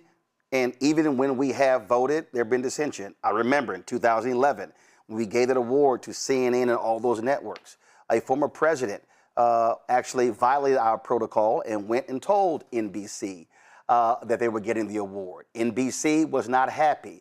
And because of that person's action, we actually took a second vote and ratified that decision. The president at the time would not issue the press release announcing the thumbs down. In fact, Aaron was on that next board. I left. She was on that next board, and it took that president 9 months to release the thumbs down award, and he had to be forced to release it by his own board. And it was dropped on a Friday night where we know stories are buried. And you often have people say, oh my God, we can't do this because we're going to lose sponsors. And these are people who have supported us. And I remember when Jeff Zucker was pissed off when we went after him and CNN, and he said, we're not going to go to NABJ, but they were there the next year. We've had company, you've been in those rooms where companies have been fighting with us and upset with our criticism. But the reality is, if you study that list of 44 awards, many of those folks, even the people who got hit 2, 3, 4, 5, 10 years ago, they were back sponsoring because they understood what our role has been in calling balls and strikes in journalism. Yeah, and we must continue to call balls and strikes. Listen, we are under attack. Black America is under attack. We should make no bones about this. And it's not simply about attacking journalists. Black America is under attack. This whole white replacement thing that's going on among folks on the other side of this issue, we have to struggle to make sure that we can hold off these forces, these enemies at our gate. And we have to hold them off and then find a way to defeat them. And while we're at it, we need to understand that we cannot defeat the enemies at the gates if we do not take on and defeat the enemies within. And so the challenge is great. That's why I said I'm so proud of our president, because she didn't just issue a press release, not even a timely press release. She stood up in front of an assembled group of journalists and our supporters and others at the most public event of our convention and made public the announcement of these 5 recipients of our Thumbs Down Award. I just think I cannot praise her enough for the courage it took to do that. And for people who don't know, and again, I just need people to understand, if y'all looked at that list, there are Black people on that list. There are Black media institutions on that list. And Dwayne, for folk who have no understanding, and I didn't know this story until Joe Davison told us, at the first convention, y'all on the campus of Texas Southern University, and TSU kicked y'all off the campus, and you had to have an award ceremony around a pool with pizza. Tell people what happened. Listen,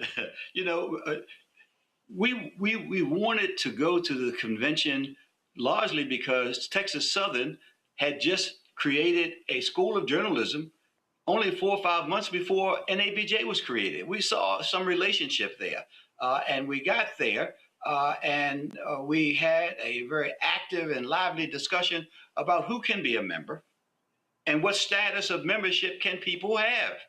And we called ourselves the National Association of Black Journalists, and so we felt we should say full membership would be limited to people who are themselves Black journalists. We thanked our university friends for inviting us, and we said certainly university professors, journalism professors could be associate members. Well, they didn't like that at all, and we found that was the first challenge to our thinking about who we were. We could have backed down. We could have said, well, we don't have to be just Black journalists. We can be Black journalists plus one. But in fact, we held to our principles, and we were asked to leave campus. We were evicted, literally, from campus. It was a 3-day campus. It was a 3-day convention that lasted about 2 1/3 days before that morning we were kicked off, but not before Chuck Stone held a press conference to talk about the Earl Butts matter and to call for his dismissal. We held, by the way, our first banquet, our first closing banquet of the NABJ convention was held poolside at a motel. We ordered pizza. Well, the convention is in Houston next year. Someone was saying that I think we ought to actually have a reception around the Texas-shaped pool at the Marquis Hotel in honor of that event, and invite the Texas Southern University president and others just to have a good laugh to reminisce about that. Let me ask Aaron this. Lord, I hope that's not too triggering for the founder. We love our university friends now. Texas Southern has a world-class journalism school, and so we don't want to besmirch them in any way. Invite them, let's ask them to come. They can come along with Morgan and Howard and Hampton. There are in Florida A&M. There are 5, as you know, Roland, only 5 schools of journalism in America, and let's invite them all there. Oh, absolutely, absolutely. I think it'd be fun. And again, my high school, Jack Case, is across the street from TSU, so I think that'll be pretty interesting. And of course, my Alfred brother was the former head of the School of Communication, Dr. James Ward. Aaron, Stephen A. on his response said that he reached out to you to come on the show. You declined and said, let's have a private conversation. I've had people reach out to me and say, you were wrong to publicly call him out, but then say chat privately. But you actually talked to some of the other folks who were given the same honor, and there were private conversations, correct? Yeah, there were private conversations that happened before we announced the Thumbs Down Award with some folks. But look, when Stephen A's folks reached out to me and invited me to come on the show, what my response was that let's have a private conversation first. Look, I never said that I was unwilling to have a public conversation with Stephen. I just said that I don't believe that the first step should be for me as president of NABJ to go on to his program, right? So I've offered this private conversation. That offer still stands. I said on the stage on Saturday night, the door is open. The opportunity for change is here, right? So I believe accountability begins with listening. And then from there, we can talk about what, substantive public engagement might look like, but we're not there yet, right? And for me, a rebuttal is not accountability, right? Like, let's talk about what real accountability that's going to lead to changed behavior looks like. I mean, he said in his response that he heard us and that he was listening, but I don't know. I mean, he seems to think that what I'm saying here is that NABJ bestowing this award on folks somehow means that we are making them enemies of NABJ, which is absolutely not what I'm saying here. And I get it. Stephen A. Smith has been in and around and shaped by and giving back to NABJ for a long time. So I get that this is kind of landing differently from him, that he's feeling some type of way about this because he does have a real history with us. But, I hope that means that NABJ also matters to him, that our voice also matters to him, and that we can celebrate his success, but also challenge him when we think that he can do better, and that we have an expectation that he will because of his relationship with us. Like, that's part of what community is supposed to be. And so I hope that there is still a chance for us to come to the table, and then, hopefully to get to a public conversation that leads to real change. On that particular point, I'm gonna go to Dwayne. First of all, again, the Thumbs Down Award is not about career. It's literally what has happened in the previous year. Absolutely, absolutely. Listen, the President Haynes has already spoken to this point, but let me piggyback on it. The door is open to Stephen A. Smith. Listen, Stephen can come back into NABJ and have a conversation with the board, with the members. He really needs to have a conversation with the membership. It's the membership that if you listen to that broadcast, that cheered, actually they booed when his name was called. It's the membership that is feeling this way, and it is a reflection of our membership that the board took this action. And it is a moment, I think, for reflection on his part. God knows we don't want to push him out of our organization. He has, in fact, had a long and supportive presence, but it doesn't mean he hadn't stumbled, because we all have stumbled. And so here's an opportunity to show how we can be a Big Ten organization and embrace him, but you can't get a pass when you do harm to our members, to our community, when you denigrate people within our ranks. And God knows, given the history that some of our political leaders have had in denigrating Black women journalists, we do not want to have a situation where that action goes unchallenged, either among the politician, the political class, or most certainly among Black journalists who we embrace as members of our organization. Aaron, again, I want people to understand factually. One, Stephen A. Smith has not been kicked out of NABJ. Membership has not been revoked, has not been suspended, any of that. Also to remind folks that NABJ also has a Best Practices Award, and people who we have previously given the Thumbs Down Award have actually been given an NABJ Best Practices Award. So that's important also. I saw most of what Stephen A. Had to say, and I did send him a text as well. He talked about how he's never been honored with NABJ in the Hall of Fame, and I told him, and I'll say this to anybody else who says, okay, I don't understand why. Individuals nominate you for the Hall of Fame. That's not a board decision. So members nominate people. I was inducted in 2020. Someone had to nominate me. A committee evaluates the choices. It goes to the board. Board votes. And so I can't recall if anybody, I don't know, not my time on the board, if anyone nominated him, but I just simply say that's how it's done. And again, these are facts that are just critically important. Last, I didn't do it on my panel here. They want to ask a question of one or both of you. Congo, you go first. Thank you both for your leadership over the years. I've been a real admirer of both of you. I want to know, coming out of this conference and with this award, or thumbs down, I don't know, I don't want to use the term award. How do you see this going forward? It's called the NABJ Thumbs Down Award. That's what it's called. Okay, cool. So with the award, do you feel like this could actually be something that can lead towards journalists and some of these organizations being more productive in the future as it relates to the Black community? You talked about it happening with some organizations and individuals in the past, but in this climate that we're in now, are people getting a little bit more aggressive and assertive and just dissing y'all, or are they actually doing work to be better, Ms. Haynes?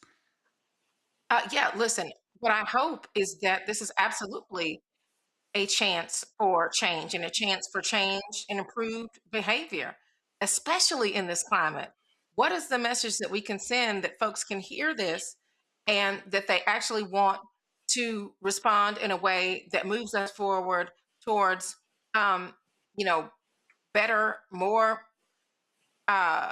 inclusive and accurate journalism, right? That is reflecting the communities that we cover, and in particular, Black communities, the Black communities that certainly we advocate on behalf of in terms of fair and accurate coverage every single day. You know, there are, I would also say, journalism students right now. I met with so many of them last week. They are learning the profession through streamers, through YouTube, through podcasts, through independent platforms, as much as they are through traditional newsrooms. And so all of this matters because there has never been a more important time to really model what responsible journalism looks like. These are platforms that are shaping the next generation.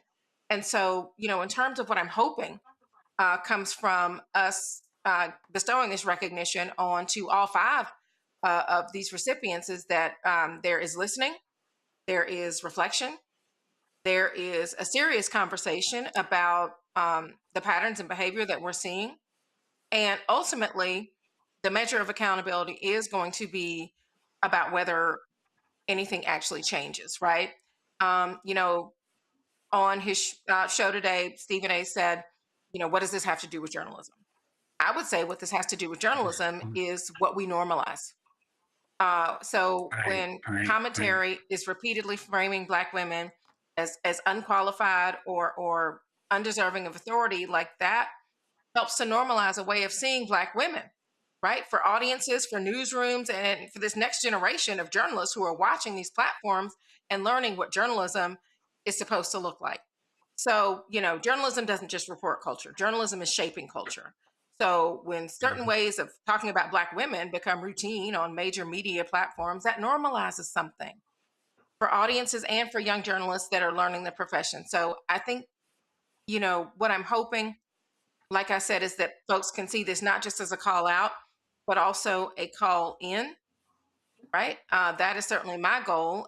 Frankly, that's part of why I suggested to Stephen A. that we talk privately first, because if what I'm hearing is that this feels personal because NABJ is meaningful to him, I would love to sit across from him and say, here's what we see. Tell me what you see. Tell me if you can hear why your community is raising this with you.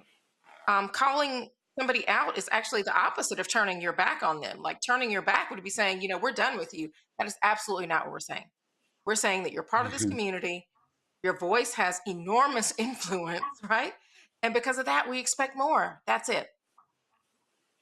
Coney. Thank you. Coney. Sure. Thank you guys for the incredible work you're doing with NABJ. You know, one of the interesting tensions that I'm wrestling with is by giving Stephen A. Smith this thumbs down award.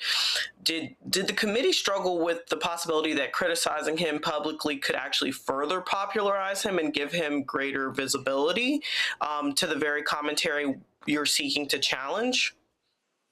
Was that a concern? You know, what I would say, thank you for that question, is, you know, for us, what this award is about, one of the ways that institutions, NABJ is holding institutions and public figures accountable for what their actions are. And when their actions are harmful to Black journalists or Black communities or the profession. So, I mean, absolutely, we're thinking about this because this is not something that we take casually, but it can't be about, you know, whether we like somebody or not, whether we're, you know, a fan of their work. It really has to be about what the issue is and if we feel like there's harm being done to those communities. And we know, we've heard from people certainly about the pattern that we know exists. That pattern speaks for itself. And we've heard from people who have been impacted by those comments. And I think that that is really, you know, at the heart of why we're raising these concerns, not about intent, but about what the impact is. And again, what that normalizes. And so for us, that was something that was very important to name and for us to try to speak out about in the hopes that there could be something different on the other side of us raising this. I do want Dwayne to step in and and speak to that as well, because again, Dwayne, in part, you're somebody who has been a part of these deliberations. I mean, this is what boards wrestle with. I mean, hey, should you go here? Should you have private conversations? Should you not call somebody out? Speak to that. Listen, I think it's really important that we have the courage of our conviction. If we worry about how people will react to us doing the right thing, then we probably won't do the right thing very often, and then we should begin to question why we exist at all. So we have to step forward, and we have to challenge people who challenge us, who challenge our principles, who challenge our goals, and who challenge our purpose for being. I'm not sure that we lose anyone who is committed to our cause because we take on people who attack our causes. Shonda. I feel super honored to be on this evening because I was a student at Morgan State University when I was first connected with NABJ, and I was part of that student movement in the Morgan State University Spokesman newspaper. So I want to know what you want students who are in NABJ chapters across the country right now listening to and experiencing this moment of reckoning and grace and accountability. What do you want them to learn about the industry? Because they know something about cancel culture, but I need you to help them to understand this is not that. Yeah, well, I'm thinking this might be a question for me. Thank you so much. I love that you got to be a part of the Morgan State chapters, student chapters origin story. You know, I guess, maybe there may be some young people looking at this and wondering, are you trying to cancel Stephen A? Absolutely not. I mean, if that was the point, if we were trying to cancel him, we wouldn't be saying that the door is open. We wouldn't be inviting him in for a conversation. Like, accountability is not the same thing as cancellation. So I need, hopefully, for this to be a teachable moment on the difference between those two things. Yeah, and also just the idea that if a conversation is only worthwhile when the cameras are on, then what does that mean for definitions of accountability? Certainly that can be part of it. Certainly we can get to there. But I really think, to your point, there are journalism students right now who are looking at this, and so we do have an opportunity to really kind of model not just what responsible journalism is, but what leadership in this moment can look like. This is not an attack or an indictment on journalism. This is a defense of journalism and a defense of the best of Black journalism and what we know that looks like and what that can be. Amen. As you said, Stephen has reached out to you, but actually before we already did that, have the other folks, DeJuan McCoy, Brendan Carr, Washington Post, CBS News, have they reached out to ask for a conversation with you and or the board of directors? I would say that we have heard from DeJuan McCoy. We have not heard from him requesting a conversation, only for him stating his displeasure, I guess you could say, over him receiving this award. We have not as yet heard from the leadership of any other recipients at this point. I want to do the door is open for that. Let me just reiterate that. The door remains open to hear from all of these folks. My hope and my thought is that the Thumbs Down Award is not meant to be the end of a conversation. We hope that it can be the continuation of one. I'm going to take that as your final comment. Dwayne, your closing point. I don't want us to go away thinking that there is some need for us to defend what we've done. There's a need for us to worry about damage done by the actions that we've taken as an organization. We are responding, we are reacting, we are calling out bad behavior. And bad behavior, when it's injurious to our goals, to our purpose for being, to our members, is behavior that has to be called out and has to be called out in the loudest possible way. All right, then. NABJ co-founder, former President Dwayne Wickham, I certainly appreciate it. Thanks a lot. NABJ current President Aaron Haynes, I appreciate both of y'all joining us right here on Roland Martin Unfiltered. Thanks for having me. Thanks for having us. Folks, that is it for us. Let me thank Shonda. She's a newbie. This is her first time on the show.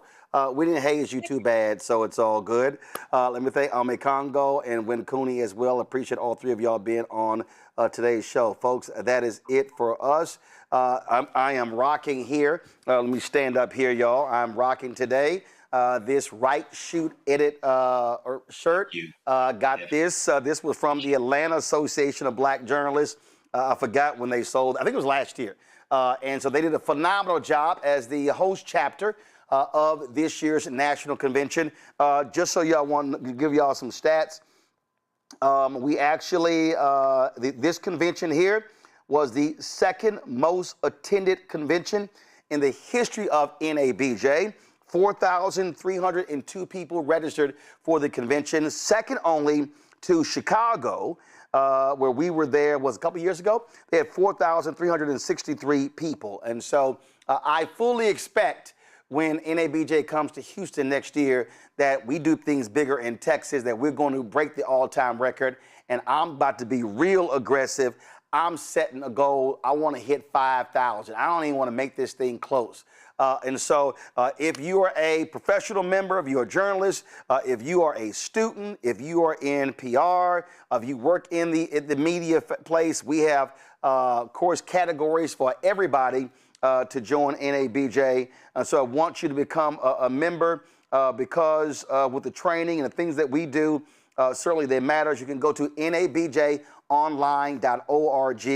to join the association. I have been a member since 1989. I crossed Alpha in April of 1989. My first NABJ event was a regional conference in Little Rock, Arkansas, and that's where I decided to run for the national board and was elected in New York City at the Hilton in August of 1989. So again, we want to see folks in Houston. I want to shout the Houston Association of Black Journalists. We had the kickoff party Saturday. Trust me, HABJ has got some great stuff lined up. I'm going to get the video from them.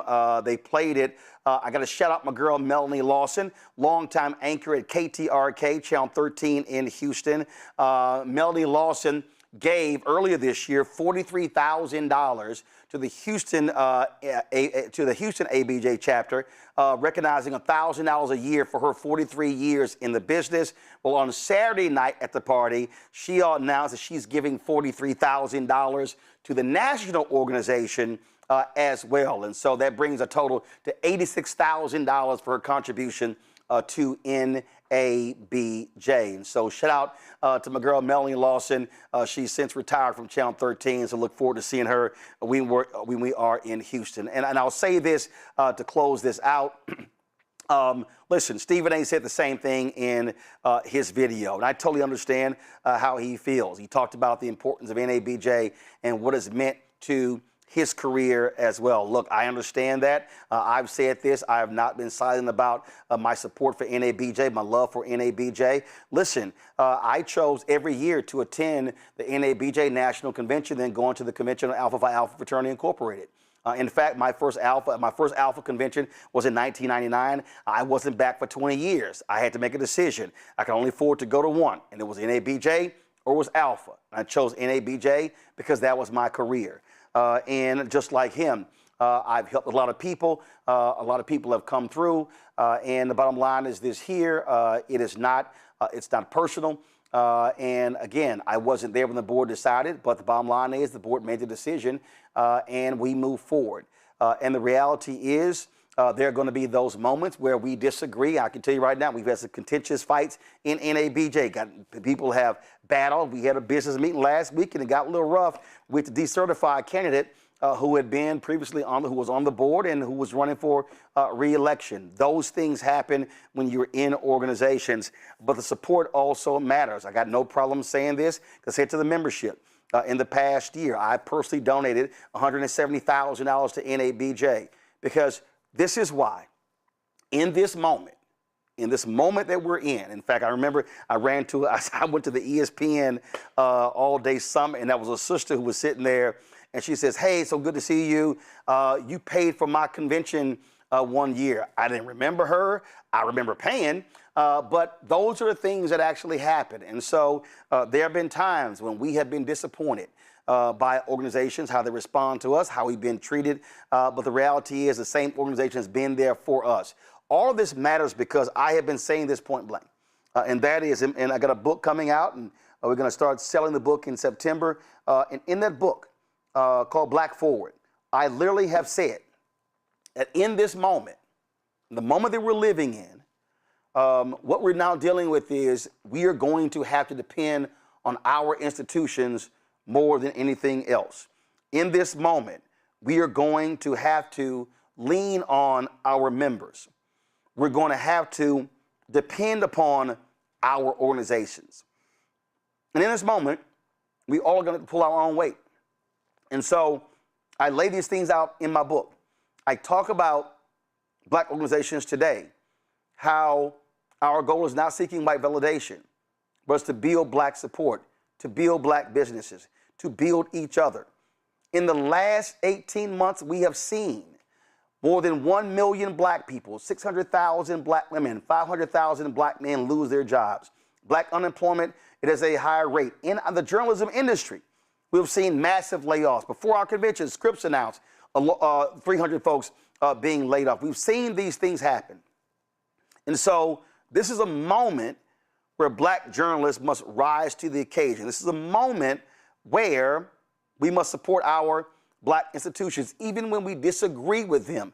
We can have family fights, but the greater fight is not fighting a member. The greater fight is fighting the institutions that want to take out all of us. Because the reality is this here. Stephen A. Smith works for Disney. That's ESPN. Brendan Carr, Donald Trump's federal communications chair, wants to wipe out the licenses of the ABC-owned stations. That means that he wants to take those licenses and give to someone else.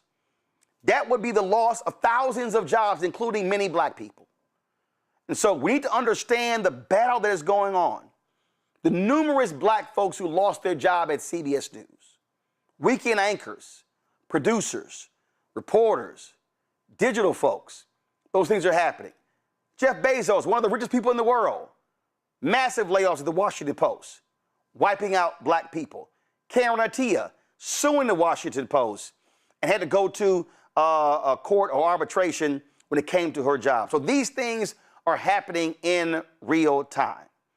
And you've heard me say, bottom line is, journalists are the ones who have to hold people to account.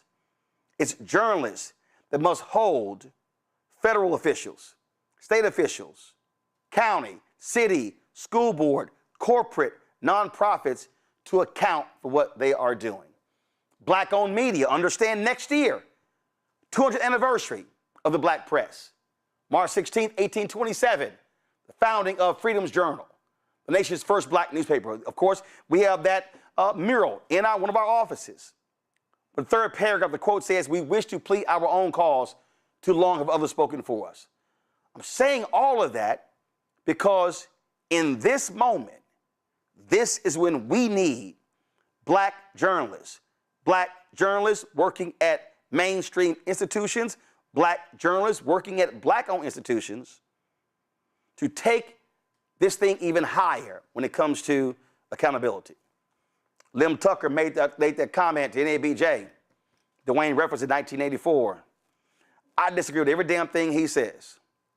You can be Black and be a journalist. Because the reality is, I am Black first, because I was Black before I was a journalist. So I can be a Black journalist, a journalist who is Black. I can cover anything. I can cover Black stuff. So I cannot negate my Blackness just because of the title journalist. And so we will go beyond this. We will move on. We will agree to disagree. But more importantly, we will continue to challenge power and hold power accountable in every circumstance. Folks, that is it for us. Let me thank all of you for watching. And again, let me thank everybody who, of course, I ran into last week at NABJ in Atlanta. Some phenomenal people we met, some great panels that we had, and it's all been wonderful. All right, folks, support the work that we do. Join our Bring the Funk fan club. We have the conversations here other folk don't want to have. We have the conversations here other folk are scared to have. But your support is critical. We do not have millionaires and billionaires cutting us checks. We do not have those folks, cutting us checks every single month. You are critically important. I saw so many of you in Atlanta, not just at NABJ, but in the airport, on the streets, today at the cleaners, dropping stuff off. The brothers stopping me saying that they watch and they support what we do. All of that matters. All of you matter, and so we appreciate what you do. You want to contribute via, you want to join our Bring the Funk fan club. We've had more than 50,000 people that have been donors to NABJ. More than 50,000 people, sorry to NABJ, to Roland Martin Unfiltered, the Black Star Network, since we launched this show. If you want to become one of those folks, please, via Cash App, use a Stripe QR code. You see it right here on the screen. It's for credit cards as well. Check some money order, make it payable to Roland Martin Unfiltered. If you want to check some money orders, P.O. Box 57196, Washington, D.C., 20037 PayPal's R Martin Unfiltered, Venmo RM Unfiltered, Zelle Roland at RolandSMartin.com, Roland at RolandMartinUnfiltered.com. Download the Black Star Network app, Apple phone, Android phone, Apple TV, Android TV, Roku, Amazon Fire TV, Samsung Smart TV. If you want to get our Roland Martin Unfiltered swag, go to shopblackstarnetwork.com. shopblackstarnetwork.com. You see our new shirts. Flamethrower, the Rubber Patillo shirt, the MLK shirt. Be true to what you say on paper. Of course, don't blame me. I voted for a black woman. I had some people on my social media saying, man, I want to get that shirt with the chair and Team Whip That Ass. Keenan, let's make sure that we do that. But I want to do a redesign. Let's put Roland Martin Unfiltered, of course, at the bottom of that as well. And so go to shopblackstarnetwork.com. All these products you see in our control room, in our studio, these are all black-owned products that are available on our website. So please be sure to support them. More than 50 companies, y'all, when you buy these products from shopblackstarnetwork.com, then you also are supporting this show as well. Lastly, do me a favor, download the app Fanbase. You can follow me at Roland S. Martin. They got a new platform coming out. Cannot wait to talk about it. Can't wait to show you. It is exciting. Let me also shout out my man Claude Cummings out of Houston. He leads the Communication Workers of America. As I was walking through the airport yesterday, racing to my gate, they had the Human Rights Conference in Atlanta. I ran into a bunch of their folks in their red shirts. And again, go to my iPad. This is the photo I took with them. Again, the Communication Workers of America. Claude Cummings is a huge supporter of this show. Me personally, he's from Houston, so I wanted to give them a shout out, of course, for seeing them and keep up the great work, CWA. Folks, that's it. I'm going to see y'all tomorrow right here. Roland Martin, Unfiltered, on the Black Star Network. Unapologetic, unfiltered, and absolutely black. Holla!